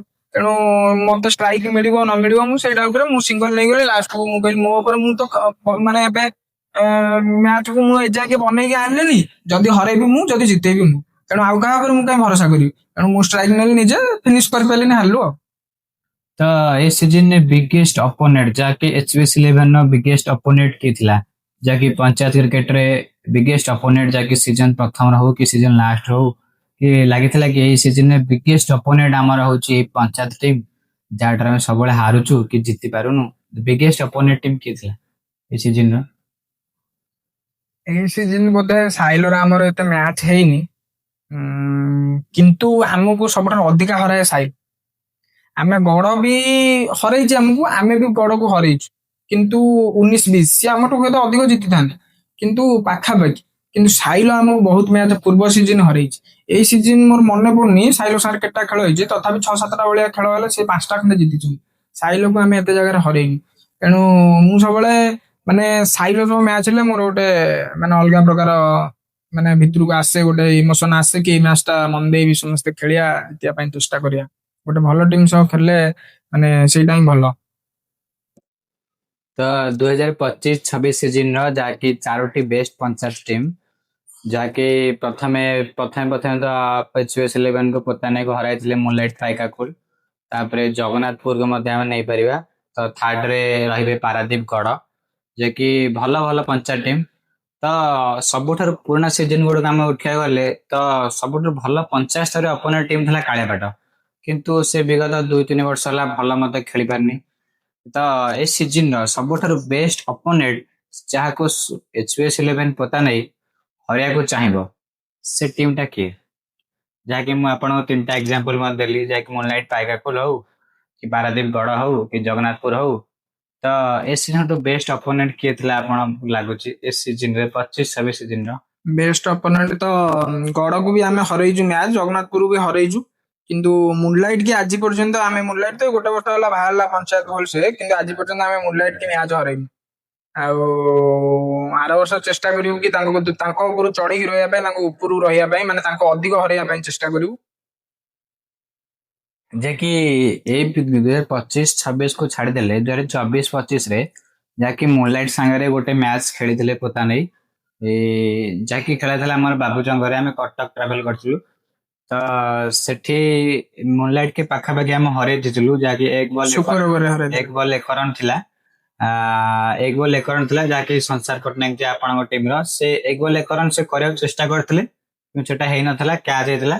କିନ୍ତୁ ସୁପର ଓଭର ଖେଳ ହେଇଥିଲା ନୂରଙ୍କ ଭୁଲ ପାଇଁ, ଯାହାକି ତାଙ୍କ ଟିମ୍ ହାରିଥିଲା। ଯେ କି ନୂର ଯେ କି ଜଣେ ଅଲ ଓଡିଶାର ସୁପରଷ୍ଟାର, ଯେ କି 6ଟି ବଲରେ 18 ରନ୍ ନା କଣ ବ୍ୟୟ କରିଥିଲେ, ଯାହାକୁ ଡନ୍ ଭାଇ ମଧ୍ୟ ଭଲ ଖେଳିଥିଲେ ଏବଂ ଧୂଳ ମଧ୍ୟ ଗୋଟେ ହାଇ ବାଉଣ୍ଡ୍ରି ଛକା ମାରିଥିଲେ। ତ ସେଠି ସୁପର ଓଭରରେ ସୁନ୍ଦର ବୋଲିଂ ମଧ୍ୟ ଦୀପକ ଦେଖାଇଥିଲେ। କିନ୍ତୁ ମ୍ୟାଚ୍ ସୁପର ଓଭର ହବା ଭିତରେ ଗୋଟେ ଭଲ ବୋଲରକୁ ଜଣେ ବ୍ୟାଟ୍ସମ୍ୟାନ ମାରିବା ପରେ ସେତେବେଳେ ଆପଣ କଣ କହିବେ? ଦେଖ ମାନେ ଭାଇ କଥା କହିବି, ମାନେ ତା ଫର୍ମ ତ କ୍ରିକେଟର ଗୋଟେ ମାନେ ଏମିତି ଜିନିଷ, କାହାର କେତେବେଳେ ଆସିବ, କାହାର କେତେବେଳେ ଯିବ, କାହାର ବାଜିବ ନ ବାଜିବ ସେ କଥା କହିହବନି। କିନ୍ତୁ ତାର ଯେତେବେଳେ ଭଲ ଫର୍ମ ଥାଏ ସେ ହାଲକା ବୋଲରଙ୍କୁ ଆଉଟ ହେଇଯିବ। ମାନେ ଏମିତି ଗୋଟେ ଗାଉଁଲି ବୋଲର ପେଟ ବାହାରିଦବ, ସିଧା ବଲ୍ ଆସି ଧୀରେ ଧୀରେ ପକେଇବ, ସେ ଆଉଟ ହେଇଯିବ। କିନ୍ତୁ ଭଲ ବୋଲରଙ୍କୁ ସେ ପିଟେ। ନାସିର କି ଆମର ମାରିଥିଲା ଯୋଉ ଏଠି ଉକୁସାହିରେ ମାରିଥିଲା ଗୋଟେ ମ୍ୟାଚ, ତାଙ୍କର ଭଲ ବୋଲିଂ ଲାଇନ ହବ ଆମର ବିଶନପୁରର ବବୁଲୁ ଡେଙ୍ଗା, ବବୁଲ ଥିଲା, ନାସିର ଥିଲା, ଭଲ ବୋଲିଂ ଲାଇନ ତାଙ୍କୁ ପିଟିଲା। ସେଇଠୁ ସୁପର ଓଭରରେ ସେଠି ନୁରକୁ ମାଇଲା, ସେ ଦିଟା ବାଉଣ୍ଡ୍ରି ସିଏ ମାରିଥିଲା, ଦିଟା ଚାରି। ଧୂଳ ମାରିଥିଲା ବୋଧେ ଗୋଟେ ଚାରି, ଲାଷ୍ଟ ବଲ୍ ଟା ମୁଁ ମାରିଥିଲି ଚାରି। ଆମେ 18 ନା 19 ରନ୍ କରିଥିଲୁ ସେଠି ସୁପର ଓଭରରେ। କିନ୍ତୁ ଦୀପକ ହଉଛି ଗୋଟେ ଏମିତିଆ ବୋଲର, ଯୋଉ ମ୍ୟାଚ ସେ ଖାଇବ ବହୁତ ରନ୍ ଦବ, ମାନେ 2 ଓଭର 30-40 ଦେଇଦବ। ଆଉ ଯୋଉ ମ୍ୟାଚ ସେ ପକେଇବ 2 ଓଭର ମେଡେନ ପକେଇଦବ। ମାନେ ସେମିତି ନାହିଁ 2 ଓଭର ତାର କୋଉ ମ୍ୟାଚ ଆଭରେଜ ନାହିଁ, ପ୍ରାୟ ମ୍ୟାଚ ସେ ଭଲ ପକେଇକି ଦେଇଛି। ଆଉ ମାଟି ପିଚ୍ ହେଲେ ଦୀପକ ସବୁଠାରୁ ଇଫେକ୍ଟିଭ। ଆଉ ମାଡ କଥା କହିବାକୁ ଗଲେ ସେଠି ବାବୁଜମରେ ମିଲୁ ଭଲ ବ୍ୟାଟିଂ କରିଥିଲା। ଆଉ 1 ବଲ୍ 1, ମୁଁ ଗୋଟେ କଥା ସମସ୍ତଙ୍କୁ କହିବି କି 1 ବଲ୍ 1 ଅଛି ମାନେ ତମେ ସେଇ ମୁଭମେଣ୍ଟରେ ଜମା ସିଙ୍ଗଲ ଚକରେ ରୁହନା, କାରଣ ସେତେବେଳେ ଫିଲ୍ଡର ଉପରେ ହିଁ ଥିବେ, ତମ ଉପରେ ପଡୁଛି ତମେ ବାଉଣ୍ଡ୍ରି ମାରିଦବ। ଆଉ 1 ଚକରେ ରହିଲେ ତମେ ହାତକୁ ୱିକେଟ ଦେଇଦବ, କ୍ୟାଚ୍ ହେଇଯିବ। ତେଣୁ ସଂସାର ସେଠି ଭୁଲ କରିଦେଲା, ଫୁଲଟେଜ ବଲ୍ ସେ ଚାହିଁଥିଲେ ତାକୁ 6 ମାରି ଦେଇଥାନ୍ତା, କିନ୍ତୁ ସେ ଏମିତି ସିଙ୍ଗଲ ଚକରେ ଏମିତି ହାତକୁ ଦେଇଦେଲା। ସୁପର ଓଭର ହେଲା, ସୁପର ଓଭର ଆମେ ଜିତିଲୁ ଆଉ, କିନ୍ତୁ ସେଠୁ କ୍ୱାର୍ଟର ଫାଇନାଲ ବାଜପୁର ଠାରୁ ହାରିଗଲୁ ଆଉ। ଓହୋ। ତ ସବ୍ୟସାଚୀ ଲେଙ୍କା ତ କେବେ 6ଟି ବଲରେ 6ଟି ଛକା ମାରିଛନ୍ତି? ମୁଁ ଥରେ ମାରିଥିଲି ଆମର ଯୋଉ ଦୋବାଦଣ୍ଡା ଜଗନ୍ନାଥପୁରୀ ଯୋଉଠି ଖେଳ ହୁଏ, ହୁଁ। ସେଇଠୁ ଗୋଟେ ଧମାକା ମ୍ୟାଚ ଥିଲା ଇଲୋ ଟେନିସର ସେମିଫାଇନାଲ ମ୍ୟାଚ ଖେଳ ହଉଥିଲା। ଆମେ ଯାଇଥିଲୁ ବୋଧେ ଜଗନ୍ନାଥପୁର ଟିମ୍ ଗୋଟେ ନା କଣ, ଧୂଳ ଭାଇ ମୁଁ ଭାଇ ଏମିତି ଗୋଟେ ପଟେ ଯାଇଥିଲୁ, କି ଭାଇ ମୁଁ ଦୀପକ ମୋର ମନେ ପଡୁନି ଠିକ ସେ। ସେଟା ଆଇଟି ମ୍ୟାଚ ନଥିଲା, ନାଇଁ, ହଁ ମିଶାମିଶି ଅଲ ଓଡିଶା ମ୍ୟାଚ ଟାଇପର ଗୋଟେ ଥିଲା। ହଁ ବାହାର ଗୋଟା ଗୋଟେ ମ୍ୟାଚ ଥିଲା, ମୁଁ ସେଇଠି ମାରିଥିଲି ଜଣଙ୍କୁ 6ଟା ବୋଲି କାଟ ଛୁଆ। ତ ଏମିତି କିଛି ମ୍ୟାଚ ଅଛି ଯାହାକି ଏ ସିଜିନ ହଉ କି ଟୋଟାଲି ଆପଣଙ୍କ କ୍ୟାରିୟର ହଉ, ଯିଏକି ସେ ମ୍ୟାଚ ସବୁବେଳେ ଆପଣଙ୍କ ମନେ ରହିବ, ମାନେ match which do you remember? Match ମତେ ଆକ୍ଚୁଆଲି ମାନେ ବ୍ୟାଟିଂ ଅପେକ୍ଷା ବୋଲିଂ କରିବାକୁ ଟିକେ ଭଲ ଲାଗେ। କାହିଁକିନା ମୁଁ କ୍ୟାରିୟର ଆରମ୍ଭରୁ ମାନେ ବୋଲର ହିଁ ଥିଲି, ମୋର ତ ବଳ ନଥିଲା ବ୍ୟାଟିଂ, ମୁଁ ବଡ ସଟ୍ ମାରିପାରେନି, 6-4 ମାରିପାରେନି, ପଛରେ ବ୍ୟାଟିଂ ଯାଏ 8-9 ନମ୍ବରରେ, ଯେତେବେଳେ ୱିକେଟ ପଡିଯାଏ ବେଳେବେଳେ ମତେ ବ୍ୟାଟିଂ ଦିଅନ୍ତି। କିନ୍ତୁ କମ୍ପ୍ୟୁଟର ମ୍ୟାଚରେ ଯେତେବେଳେ ମୁଁ 5ଟା ବଲ୍ 5ଟା ୱିକେଟ ନେଇଥିଲି ଲଗାତାର ଗୋଟିଏ ଓଭରରେ, ମାନେ ସେଇଟା ମୋର ଗୋଟେ ମାନେ ଲାଇଫ ଟାଇମ ପାଇଁ ମନେ ରହିବ କି 5ଟା ବଲ୍ 5ଟା ୱିକେଟ ମୁଁ ଲଗାତାର ନେଇଥିଲି। ହଁ। ତ ସବ୍ୟସାଚୀ ଲେଙ୍କାଙ୍କ ରୋଲ ପ୍ଲେଇଂ ଇନ୍ କ୍ରିକେଟ, ନିଜ ଟିମରେ ସେ ସବୁବେଳେ କଣ ଖେଳିବାକୁ ଚାହାନ୍ତି? ବ୍ୟାଟିଂ ହିସାବରେ ନା ବୋଲିଂ ହିସାବରେ ନା ଅଲରାଉଣ୍ଡର ହିସାବରେ? ତ ତାଙ୍କୁ ଖେଳିବାକୁ କଣ ଭଲ ଲାଗେ ଏବଂ ସେ ଖେଳନ୍ତି କଣ? ମୁଁ ସବୁବେଳେ ଚାହେଁକି ଟିମର ଯାହା ଦରକାର ହଉଛି ସେଇଟା ଆମେ କରିବା। ଦେଖ ମୁଁ ବୋଲିଂ କରିବାର କିଛି କାରଣ ନଥିଲା, ମୁଁ ହାତ ବିନ୍ଧୁଥିଲା ପୂର୍ବ ସିଜିନ ମୁଁ ବୋଲିଂ କରିନଥିଲି। ମୁଁ ବୋଲିଂ କରିଥିଲି ମିନିମମ୍ 3 ବର୍ଷ ଖଣ୍ଡେ ତଳେ, କି ସେଇ 2022-21 ହବ, ମୋର ମନେ ଅଛି ତାଲଦୋନା ମ୍ୟାଚ ଖେଳ ହଉଥିଲା, ଆମର କାଳିଆପେଟ ସାଙ୍ଗରେ ଫାଇନାଲ ଥିଲା। ସେଠି ସମସ୍ତେ ମାଡ ଖାଇଲେ, କିନ୍ତୁ ଗୋଟିଏ ବୋଲର ମୁଁ, ସିରିଜ ଖେଳ ହଉଥିଲା, ଆମେ ଦିଟା 1-1 ହେଇଥିଲା, ଆମେ ତୃତୀୟ ମ୍ୟାଚ ହାରିଲୁ, 2-1ରେ ହାରିଲୁ। କିନ୍ତୁ 3ଟା ମ୍ୟାଚ ସେଠି ଚାଇନା ମୁନା ଆମକୁ ପିଟୁଥିଲା, ମୁଁ କିନ୍ତୁ ଏକମାତ୍ର ବୋଲର ସେଠି ସବୁଠାରୁ ଭଲ ପକେଇଥିଲି। ତେଣୁ ବୋଲିଂ ଟା ମତେ କରିବା ପାଇଁ ଭଲ ଲାଗେ। ଆଉ ବା ଖାସ କରି ମତେ ନୂଆ ବଲରେ ଟିକେ ବଲ ପକେଇବା ପାଇଁ ଭଲ ଲାଗେ ପାୱାର ପ୍ଲେ ସମୟରେ। କାହିଁକିନା ମୁଁ ଲେକଟର ଶିଖିନି, ମାନେ ଶିଖିଛି କିନ୍ତୁ ପକେଇ ପାରେନି ମ୍ୟାଚରେ।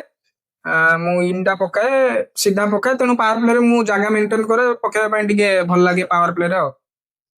ତ ଏଇ ଯୋଉ ସିଜିନ ଗଲା 2025-26 ସିଜିନର ସବୁଠାରୁ ବେଷ୍ଟ ଟୁର୍ଣ୍ଣାମେଣ୍ଟ, ତ ଆପଣଙ୍କ ଟିମ୍ ମଧ୍ୟ ସବୁଆଡେ ଖେଳିଛି, ଏତେ ଜାଗା ବୁଲି ବୁଲି ଖେଳିଛି, ତ କେମିତି କହିବେ ଯେ ସବୁଠାରୁ ବେଷ୍ଟ ଟୁର୍ଣ୍ଣାମେଣ୍ଟ ଆପଣ କଣ ଥିଲା? ଅର୍ଗାନାଇଜ ହିସାବରେ ହଉ କି ଡିସିପ୍ଲିନ ହିସାବରେ ହଉ କି ବିହେଭିୟର ହଉ, ତ ବେଷ୍ଟ ଟୁର୍ଣ୍ଣାମେଣ୍ଟ ଏ ସିଜିନର ସବୁଠାରୁ କୋଉଟା ହବ?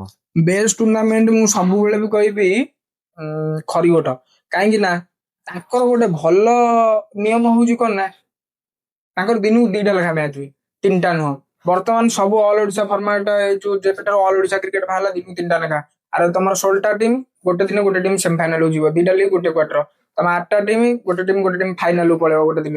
ତେଣୁ କିନ୍ତୁ ଖରିଗୁଟରେ ପ୍ରତ୍ୟେକ ମ୍ୟାଚ ମିନିମମ୍ 10 ଓଭର ହବ, ଯଦି ଟାଇମ ଅଛି 12 ଓଭର ହବ, ନହେଲେ 10 ଓଭର ହବ। 16ଟା ଟିମ୍, ଦିନକୁ ଗୋଟେ ଟିମ୍ ଯିବ 10-12 ଓଭର ଖେଳିକି ଆସିବ। ଆମେ ଜିତ୍ ହାର ସେଟା ଅଲଗା କଥା, କିନ୍ତୁ ମ୍ୟାଚ ଖେଳିବା ପାଇଁ ଭଲ ଲାଗେ। ଦି ପଟ ଏଣ୍ଡରୁ ବ୍ୟାଟିଂ ହୁଏ, ମାନେ ଆଉଟଫିଟ୍ ସମାନ। ତାପରେ ଫାଇନାଲ କୁ ବି ତାଙ୍କର ମାନେ ଖାଇବା ପିଇବା ହଉ ଆଉ ଡେକୋରେସନ ଫେକୋରେସନ ବହୁତ ଭଲ କରନ୍ତି ଆରେଞ୍ଜମେଣ୍ଟ। ହଁ। ତ ଆଉ ଏକ କେଉଁ ଟୁର୍ଣ୍ଣାମେଣ୍ଟ ଯାହାକି ଆଶା ରହିବ ଯେ ଏଇଟା ମୁଁ ଜିତିଥାନ୍ତି କିନ୍ତୁ ଜିତି ପାରିଲିନି? ସବୁଠୁ ବଡ ଟୁର୍ଣ୍ଣାମେଣ୍ଟ କୋଉଟା ଆପଣଙ୍କ ଜୀବନର, ଯାହାକି ଜିତିଥାନ୍ତି ଜିତି ପାରିଲିନି, ହୁଏତ ତା ପାଇଁ ଲଢିପାରେ? ସମସ୍ତେ ବର୍ତ୍ତମାନ ତ ଏବେ ଯେହେତୁ ଗୋଟେ ପାରାଦୀପ ଚମ୍ପିଆନ ଟ୍ରଫି ବାହାରିଛି, ସମସ୍ତେ କହିବେ ପାରାଦୀପ ଚମ୍ପିଆନ ଟ୍ରଫି, କିନ୍ତୁ ମତେ ସବୁଠାରୁ ବେଶୀ ହଟ୍ କରିଥିଲା ନେହେରୁ ବଙ୍ଗଳା ସେମିଫାଇନାଲ।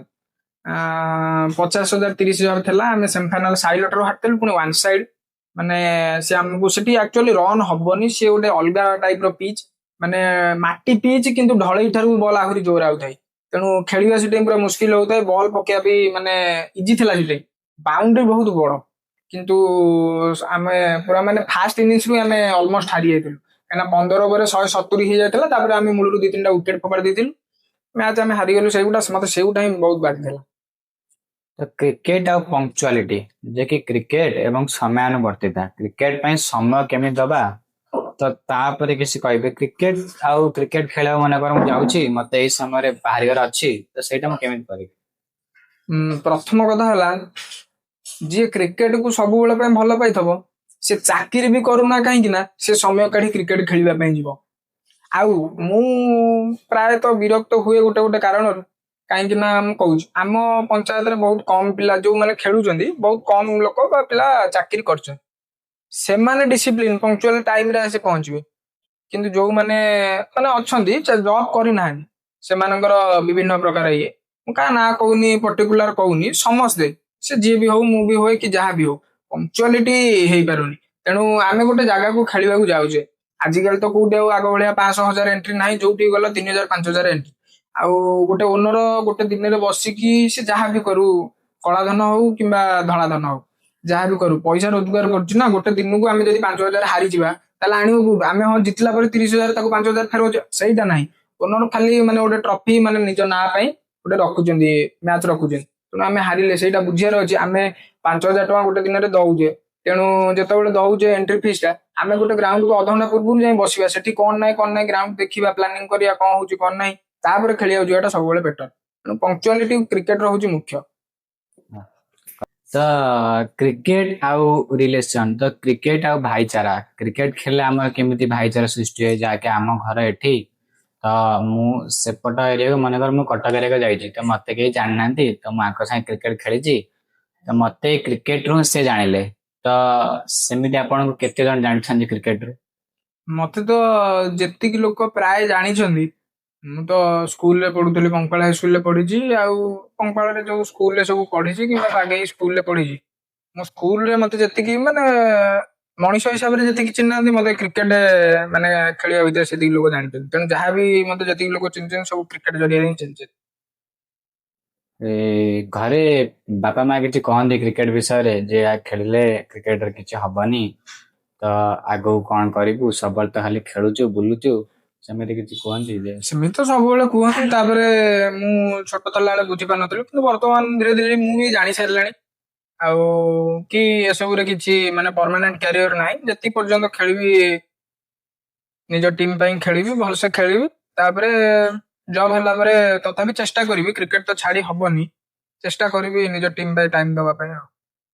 ତ ଏମିତି କିଛି ମ୍ୟାଚ ଅଛି ଯାହାକୁ ଆପଣ ଖେଳିଛନ୍ତି ଏବଂ ସେଇ ମ୍ୟାଚରେ ଆପଣ ହାରି ଯାଇଛନ୍ତି, ଆପଣ ସେ ମ୍ୟାଚରେ ବହୁତ କଷ୍ଟ ଲାଗିଛି, କାନ୍ଦିଛ, ଯାହାକି ପ୍ରଥମ ଗୋଟେ ଏକ୍ସାମ୍ପଲ ଦେବାକୁ ଚାହିଁ, ଯାଇକି ତାଳତଲ ବିଚ୍ ର ଗୋଟେ ନାଇଟ୍ ମ୍ୟାଚ୍ ଥିଲା, ଯାହାକି 12ଟି ବଲରେ 12 ରନ ହୋଇପାରିନଥିଲା, ଯାହାକି ଆପଣଙ୍କ ଢୁଳ ଥିଲା, ଯେ କି ପ୍ରଥମ 6ଟି ବଲଟି ଢୁଳ ଆମର ଡଟ୍ ହେଇଥିଲା, ତାପରେ 6ଟି ବଲରେ ଥିଲା 12 ରନ, ଯାହାକି ପ୍ରଥମ ବଲକୁ ରିପୁନ ଯାହାକି ଗୋଟେ ଛକା ମାରିଥିଲେ ପଛକୁ, ତାକୁ 5ଟି ବଲରେ 6 ରନ ହୋଇପାରିନଥିଲା।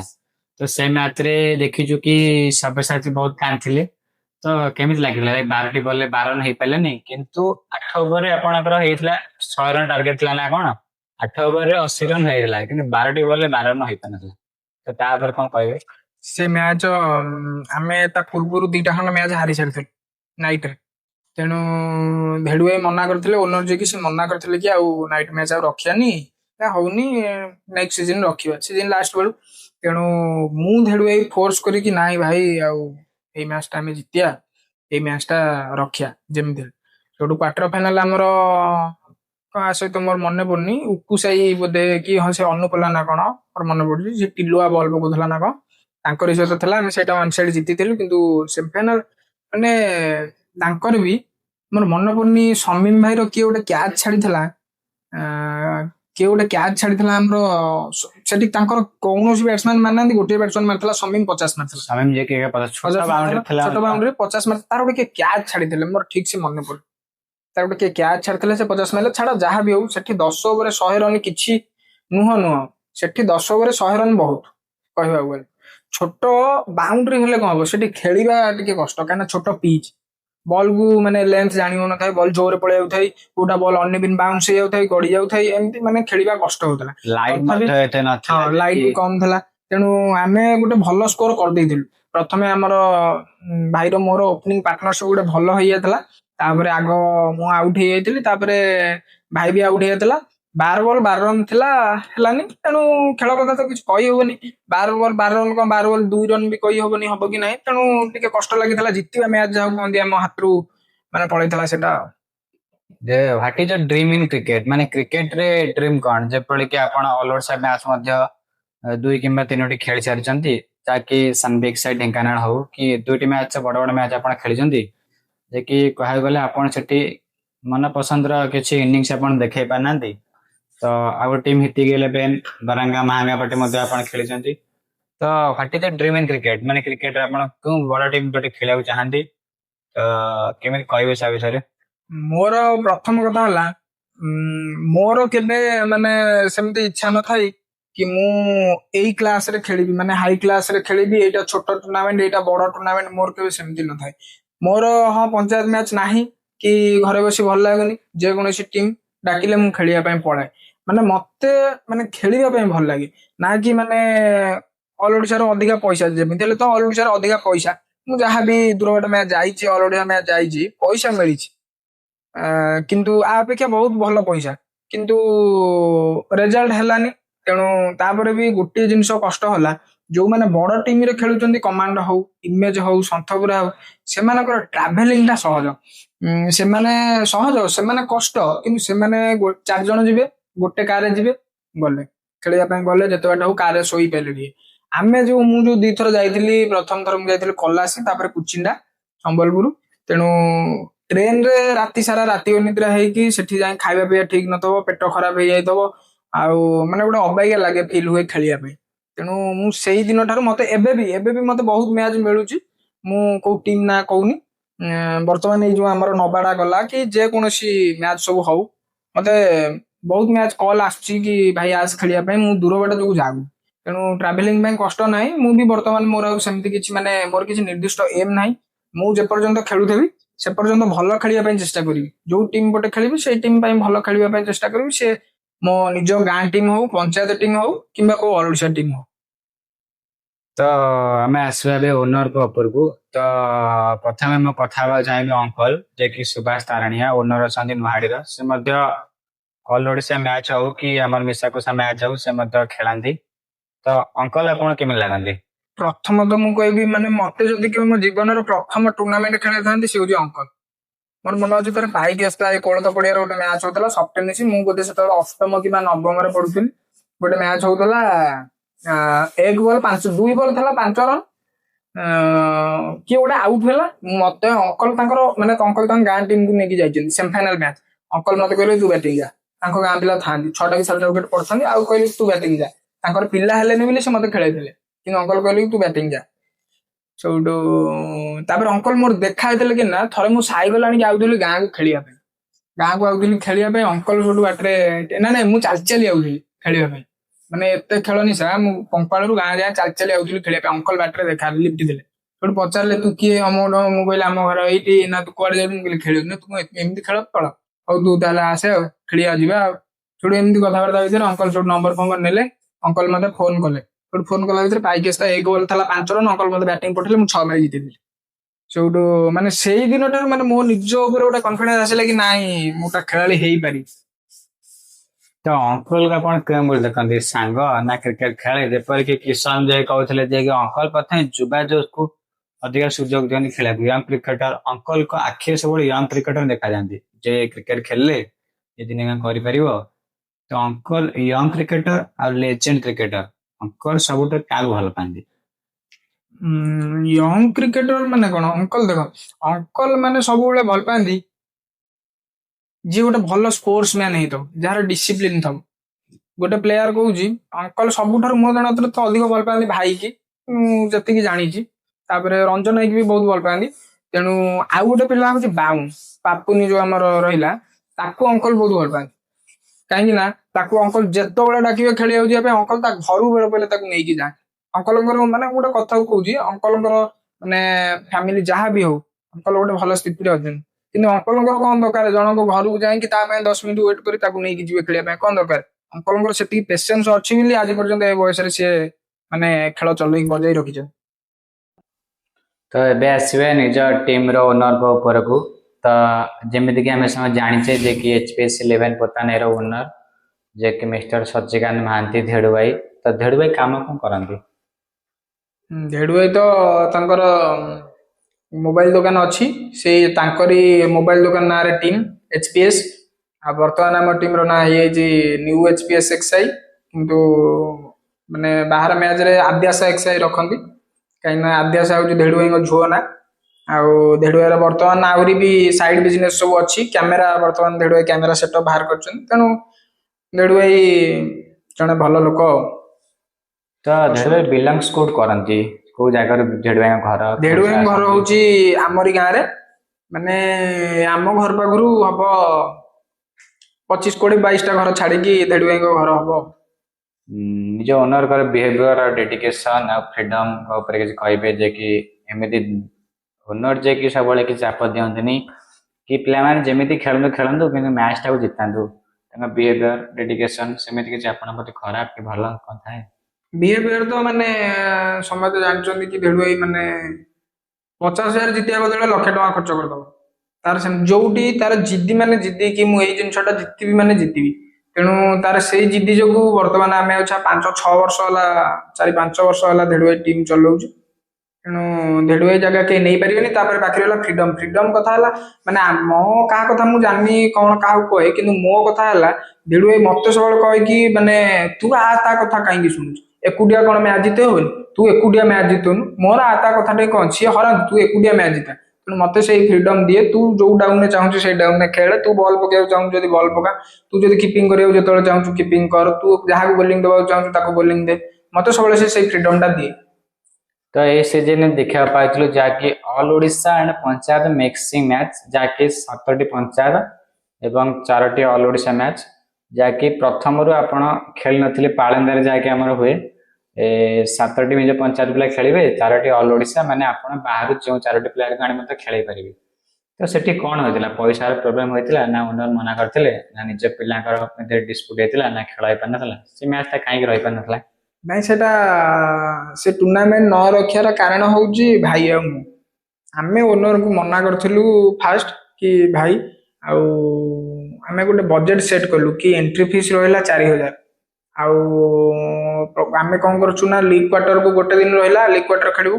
ଲିଗ୍ କ୍ୱାର୍ଟରରୁ ଆଣିଲୁ 4ଟି ବାହାର ପିଲା ଆଣିଲୁ, 4ଟା ବାହାର ପିଲା ଆଣିଲେ। ଧେଡୁ ଭାଇର ଗୋଟେ ଚଏସ୍ ହଉଛି ସେ ଯଦି ଆଣିବ ପୁରା ଭଲ ପିଲା ଆଣିବ, ନହେଲେ ଯଦି ଆଣିବନି ଆଣିବନି, ଟୁର୍ଣ୍ଣାମେଣ୍ଟ ରଖିବନି। କିନ୍ତୁ ଯଦି ରଖିବ ପୁରା ଭଲ ପିଲା ଆଣିବ, ଅଧିକ ପଇସା ଖର୍ଚ୍ଚ କରିବ। ତେଣୁ ଆମେ ଜାଣିଛୁ, ତେଣୁ ସିଜିନ ଆରମ୍ଭରୁ ଆମେ ଗୋଟା ମାନେ ଆଉ ମୁଡ୍ ଖରାପ ନ କରିବା ପାଇଁ କି ଆମେ ଦେଖିଲୁ କି ଖର୍ଚ୍ଚ ହିସାବ କଲୁ ସେତେବେଳେ କି ବାହାର ପିଲା ଆଇଲେ ଧର ଆମର 10,000 ନୁହଁ ତ 15,000 ଖର୍ଚ୍ଚ, ମାନେ ଏଟା ହଉଛି ମିନିମମ୍। ଅଧିକ ବି ଯାଉଥିବ, ମୁଁ ଜାଣିନି କଣ ଯାଉଥିବ, କିନ୍ତୁ 15,000, 15,000, 30,000 ପଳେଇବ। ଯଦି ଆମେ ଫାଇନାଲକୁ ଯାଉଛୁ, ସେଠି ଚମ୍ପିଆନ ଥିଲା 30,000। ତେଣୁ ଆହୁରି ପୁଣି ଫାଇନାଲ ଦିନ ଏକ୍ସଟ୍ରା 15,000 କିମ୍ବା 10-12,000 ହଉ 40,000। ତେଣୁ ଆମେ ଯଦି ଜିତିକି 40,000 ଖର୍ଚ୍ଚ, ଆମେ ଯଦି ସେମିଫାଇନାଲ ହାରିଯିବୁ ତାହେଲେ ଆମର 30,000 ଖର୍ଚ୍ଚ, ତାହେଲେ ସେଇ ଟୁର୍ଣ୍ଣାମେଣ୍ଟଟା ରଖିକି ଆମେ ଲାଭ କଣ ପାଇବୁ? ଆମେ ତ 7-4 ବାହାର ରହିଲା, 4ଟା ଯେତେବେଳେ ବାହାର ରହିଲା ଆଉଟସାଇଡର ପ୍ଲେୟାର ରହିଲା, ଆମେ ଯାହା ପଟେ ନାହିଁ ତାପଟେ ଗୋଟେ ଟିମ୍ ପଟେ ଖେଳିଦବୁ। ଟୁର୍ଣ୍ଣାମେଣ୍ଟ ଖେଳିବାର ଭଲ ଟୁର୍ଣ୍ଣାମେଣ୍ଟ ଆମେ ଖେଳିଦବୁ, କିନ୍ତୁ ଆମେ ରଖିବାର ଆଉ ସେଠି ମାନେ ଇଏ ନାହିଁ। ଆମେ ବି ମାନେ ଇଏ କରିଛୁ କି ନେକ୍ସଟ ସିଜନ ଆଉ ଆମେ 7-4 ଖେଳ ରଖିବୁନି। ତ ନିଜ ଓନର କେତେ ଭଲ ପାଆନ୍ତି ଆପଣଙ୍କୁ, ତାଙ୍କର ଓନରଙ୍କ ଆଉ ଆଗକୁ ଆପଣଙ୍କ ପ୍ରତି ବିହେଭିୟର କଣ, ଆଉ ଓନରଙ୍କ ଠାରୁ ଆଗକୁ ଆଶା କଣ ରହିବ ଯେ କି ଆଗକୁ ସେ ଟୁର୍ଣ୍ଣାମେଣ୍ଟ ରଖନ୍ତୁ, ଆମକୁ ଖେଳାନ୍ତୁ, ଯେ କି ଏପରି ଆଶା କଣ ଅଛି ନିଜ ଓନରଙ୍କ ଠାରୁ? ହଁ ସେ ତ ନିଶ୍ଚିନ୍ତ ଭାବେ ଆମେ ଭାବୁଥିଲୁ କି ବର୍ତ୍ତମାନ ବି ଫାଇନାନ୍ସିଆଲ ଟିକେ ଇଏ ଥିଲା, ଆମେ ଭାବୁଥିଲୁ କି ନାଇଁ ଧେଡୁ ଭାଇ ବର୍ତ୍ତମାନ ଇଏ କରିପାରିବୁନି, କିନ୍ତୁ ତା ତରଫରୁ ସିଏ କହୁଛି ବର୍ତ୍ତମାନ କି ମୁଁ ଏ ବର୍ଷ ପଞ୍ଚାୟତ ଚଲେଇବି ପ୍ଲସ ସର୍କଲ ଟିମ୍ ବି ବାହାର କରିବି, ମାନେ ଯୋଉ ସର୍ଟ ବାଉଣ୍ଡରୀ ବାହାର ମ୍ୟାଚ ରଖିବ, ପଞ୍ଚାୟତ ମ୍ୟାଚ ବି ସବୁ ସର୍ଟ ବାଉଣ୍ଡରୀ ରଖିବ। ତେଣୁ ସିଏ ସବୁ ବର୍ଷ ଚେଷ୍ଟା କରେ କି ମାନେ ପିଲାଙ୍କୁ କେମିତି ଏନକରେଜ କରିବେ। ସିଏ ଚାହିଁକି ମାନେ ମତେ ଥର କହିଲା କି ତୁ ଗୋଟେ କାମ କର, ଆମ ଦଣ୍ଡାରେ ଗୋଟେ ପିଲାଙ୍କୁ ଧରିକି ନେଟ୍ସ କର, ନେଟ୍ସ ମୁଁ ଯେତେ ଟଙ୍କା ଖର୍ଚ୍ଚ ହବ ନେଟ୍ସ କରାଇଦେବି, ତୁ ପିଲାଙ୍କୁ ନେଟ୍ସ କରା ସବୁ, ମତେ ଏମିତି କହିଲା। ମୁଁ ଆଉ ବି ଦେଖିଲି ପସିବୁଲ ନୁହଁ, ତାପରେ ଇଏ ବି ଗାଁ ଗହଳିରେ ନେଟ୍ସ କରିବା ପାଇଁ ଜାଗା ନାହିଁ, ଲୋକ ଇଏ କରିବେ, କିଏ ନେଟ୍ ଟାଣ୍ଟୁନ ନେଇ ଛିଣ୍ଡେଇ ଦବ, କିଛି ଗ୍ୟାରେଣ୍ଟି ନାହିଁ। ତେଣୁ ମୁଁ ବି ଆଉ ସେ ବିଷୟରେ ମୁଣ୍ଡ ପୁରେଇଲିନି। ତେଣୁ ଏଇଆ, କିନ୍ତୁ ଧେଡୁ ଭାଇ ସବୁବେଳେ ମାନେ ଟିମ ର ପଜିଟିଭ ଚାହେଁ। ତ ଏ ସିଜିନ ଯାହାକି ବେଷ୍ଟ ମ୍ୟାଚ ଥିଲା ହୁଏତ ମୁଁ କହିପାରେ, ଯାହାକି ଜଗନ୍ନାଥପୁରରେ ଥିଲା, ଯେ କି 2ଟି ଅଲଓଡିଶା ପ୍ଲେୟାର ବାହାରୁ ଆସିଥିବା ଏବଂ 9ଟି ପଞ୍ଚାୟତ ପିଲା ଖେଳିବେ। ତ ଯାହାକି ଆପଣଙ୍କ ଟିମରୁ 2ଟି ପ୍ଲେୟାର ଆସିଥିଲେ, ଚିତ୍ରି ବିକାଶ ଏବଂ ଦେବାଶିଷ ପାଟସାଣୀ, ଯାହାକି ପାଳିପେଙ୍ଗଳ ସାଙ୍ଗରେ ମ୍ୟାଚ ଥିଲା। ପ୍ରଥମରୁ ତମେ ଆଉ ରିପୁନ ଯିଏକି ସୁନ୍ଦର ପରଫର୍ମାନ୍ସ ମାନେ ଦେଖାଇଥିଲେ। ତ ତାପରେ ଦେବାଶିଷ ପାଟସାଣୀ ମଧ୍ୟ ଗୋଟେ ବୋଲରକୁ 6ଟି ବଲରେ 6ଟି ଛକା ମାରିଥିଲେ। ତ ନିହାତି ଭାବରେ ସ୍କୋର ହୋଇଥିଲା ଆପଣଙ୍କର लगभग 8 ओवर 140 पाखापाखि होता स्कोर। तो से मैच टी आपन बोलिंग सकाशे आप हारी थे, तो कहीं भी कल्पना कर कि 140 रन 8 ओवर अच्छी तो आम टीम हाईज बोली। तो बाहर मत पिला पैसा ओनर खर्च कर, तो केमी लगे ओनर को? प्रथम तो मैंने धेडु भाई बर्तमान मैच कति से डायरेक्ट जापरनी, सी जो भी जाए पिलांकु सेट साट कर देकी पैसा पत्र दे देकी से तार लाइव देखला। किंतु आगुरु जेतेबेले मैरेज पूर्व कथा कहूँ धेडु भाई पर मैच सब मैच जाए, पंचायत मैच भी जाए, पिला जदि खरार खेलुथबे किछि नहले खाइबाकू आनी जाए पहुंचबो, बैग रे पुरै खाइबाकू आनी नै पहुंचबो, ओआरएस आनी नै पहुंचबो, आउ जी जहां मागियो मास्टर पीबी अमक ढमक जहां भी हो से तार बैग रे पुरै की नै की पिलांकु जोगाए। किंतु वर्तमान जेहेतु जाई पारुनी, तेणु मो कहवा कथा हूँ कि सेठी सोना सुनेर आउट होता कोणार्क सोना, आउ विश्वरंजन साहू सेठी 15 किंबा 20 रन हाइस्ट कर, दीपक को मारता 2टा छक्का, धूल को मारता 1 छक्का, एमती 4-5टा छक्का, धर 30 रन भी मार्च, आउ 110 रन तांकर धर भल बैट्समैन देखा गले आलिपिंगलर धर आनंद आउ जो आम अभिजित पकुड़ी। तेणु आनंद भी एत स्कोर कर, आनंद भी आउट होता, पकुड़ी भी मारी किंतु एतटा नुह 35-30-35 मारी, कि पकुड़ी की रखी होता। तेणु आम पकुड़ी की रखी पाइलुन। तापर सबुठारु ये है कि एक्चुअली मैच भाइटाल कला दीपक ओवर न, मैच चेंज है धूल ओवर, चिन्नू को से ओवर आउट कला, ताकू से नुआ बैट्समैन आसी 4टा छक्का मारी सेट होगला। सी जो देखला कि मुझे 4टा छक्का मारे से कॉन्फिडेंस पाईगला। तापर भी जितेबाला चिन्नू बैटिंग करथला से टाइम रे आमे देवाशीष पाटसेन गोटे ओवर बाकी था, आमे ताकू बोलिंग दवा पई भाबीदेलु, किंतु सी कहले कि आउ मोर टिके हाथ प्रॉब्लम अछि, आउ धूल को दियो, छोटू धूल भी आउट करथला चिन्नू को। तेना आमे भाबिलु कि हाथ ठीक अछि कि भूल अछि, पकई पारथे न पारथे, आमे फास्ट पचारलु। छोटू दीपक जेतेबाला कॉन्फिडेंस आसी कहला कि नाय मते दियो मु बॉल पकेबी, चित्ती विकास कहला कि नाय से पकाओ, एया भी से निजे कहिछि। छोटू से बॉल पकेला, खेल कथा तो कहि होबनी, मेन गोटे पंचा हो गला, से गोटे माने ये हो गला। मे भी मो पई जदी 15 रन खंडे थांता रखी पारथांती से मैच, तेणु हारी गलु। गोटे हार्ड ब्रेक खेला सेन भी माने सीजन लास्ट आडू आमे केही काउ किछ कहलु, न्यूट्रल हे पळे आइलु। तो ओके, तो जेबे कि आमे जे कि पंचायत प्रीमियर लीग पोताने पीपीएल 2 जाके बेबे सरी जाईची, तो सेठी सबुठारु बेस्ट बैटर, तो बेस्ट प्लेयर हिसाब रे कह गले आपण थले। तो तम परे एवं धूल भाई मते छाड़ेला परे जे सबुठारु भलो प्लेयर न्यू टैलेंट कोन का आछले? न्यू टैलेंट कहले देखो पीयूषु टोटल पीपीएल सीजन रे टोटल माने जो 2 नंबर सीजन खेल हला ता धरे टोटल फ्लॉप, ताकू माने सी एई सीजन सबुठारु ओवररेटेड मजरे हला कि गोटे नुआ पिला बाहरी कटर फोपाड़ुची, भल भी बैटिंग कर, पावरफुल हिटिंग, माने मुझे कहूनी कि से खराब प्लेयर, ताकू टाइम लगिवो, किंतु से अधिक ओवररेटेड हो गला। କି ଭଲ ପକେଇବ ଇଏ କରିବ। ଆଉ ଅକ୍ସନ କି ମାନେ ଗୋଟେ ମାନେ କହୁଛି ଇଏ ପିଲା ଯିଏକି ସଂସାର ହଉ କି ସିତୁ ହଉ ଯୋଉ ସୌଭାଗ୍ୟ, ସିଏ କିଣା ହେଲେ 1500-1600 କିନ୍ତୁ ସିଏ ଯାଇଥିଲା 2800। ତେଣୁ ତାର ହାଇଟ୍ ଟା ସେତେବେଳେ ଅଧିକ ଥିଲା, କିନ୍ତୁ ସିଏ ତା କ୍ୱାଲିଟି ତାର ଅଛି, କିନ୍ତୁ ସେ ତା କ୍ୱାଲିଟି ଅନୁସାରେ ପରଫର୍ମାନ୍ସ ଦେଇପାରିଲାନି। ଦିଟି ପ୍ଲେୟାର ଇମ୍ପ୍ରେସ କରିଥିଲେ, ଗୋଟେ ହଉଛି ବାଦଲ ଆଉ ଗୋଟେ ହଉଛି ଓମ୍। ତାର ବୋଲିଂ ମୁଁ ତ ଏତେ ମାନେ ମୁଁ ତାକୁ ଯେତିକି ଖେଳିଛି ମୁଁ ତ ସିଏ ମତେ ଆଉଟ କରିନି, ମୁଁ ତାକୁ ବାଉଣ୍ଡ୍ରି ଫାଉଣ୍ଡ୍ରି ମାରିଥିଲି। ବୋଲିଂ ତାର ନା, ତାର ବ୍ୟାଟିଂ ଅଛି। ତେଣୁ ଇଏ ଗୋଟେ ଭଲ ପ୍ଲେୟାର, ଆଗକୁ ହେଇପାରିବେ ଚେଷ୍ଟା କଲେ ନିଜକୁ ନିଜେ। ତ ସବୁଠୁ ମଜାଳିଆ କଥା କଣ ନିଜ ଖେଳିବା ବିଷୟରେ? ତ ଆପଣ ଖେଳିଛନ୍ତି, ସବୁଠୁ ମଜାଳିଆ କଥା କଣ ଯାହାକି ହସ ଲାଗେ ଏଇ କଥା ଜାଣିଲେ ଯେ କି ୟା ମାଡ ଖାଇଲା, ଏ ପ୍ଲେୟାର ଟା ଏମିତି କଲା, ଯେ କି ଆକୁ ସବୁବେଳେ ଆପଣ ଚିଡାନ୍ତି ଯେ କି ଭଲ ଖେଳେନି? ଭଲ ଖେଳେ, ହୁଏତ ସେଇ ଟାଇମରେ ଭଲ ଖେଳି ନଥାଇପାରେ, କି ଭଲ ଖେଳ ଜାଣିକି ନ ଜାଣିଲା ବେଳେ ହେଇଥାଇପାରେ। ମଜାଳିଆ କଥାଟା କଣ? ମଜାଳିଆ କଥା ହଉଛି ମୋର ମନେ ଅଛି ଥରେ 2 ବର୍ଷ କିମ୍ବା 3 ବର୍ଷ ତଳେ ଗୋଟେ ସଫ୍ଟ ଟେନିସ୍ ମ୍ୟାଚ୍ ଆମେ ଯାଇଥିଲୁ ବାଲିଆ ସାଇଡ୍ ବୋଧେ କୋଉଠି ଗୋଟେ ଆମେ ଯାଇଥିଲୁ, ଆମର ପାଟଗୁରୁ ସାଙ୍ଗରେ ସେମିଫାଇନାଲ ଥିଲା। ତା ପୂର୍ବରୁ ସଂସାରରେ ମିନିମମ୍ 7-8ଟା ଟୁର୍ଣ୍ଣାମେଣ୍ଟ ଖାଲି ଶୂନ ଗୋଡ ଥାଏ ତାକୁ। ତେଣୁ ଆମର ଗୋଟେ ମ୍ୟାଚ୍ 7ଟା ୱିକେଟ୍ ପଡିଯାଇଛି, ଆମେ 8 ଓଭର 100 ରନ୍ ପିଟିଥିଲା, ଆମେ ପିଟି ପିଟି ପାଖାପାଖି ପଳେଇ ଯାଇଛୁ। 3ଟା ବଲକୁ ଥିଲା 6 ରନ୍।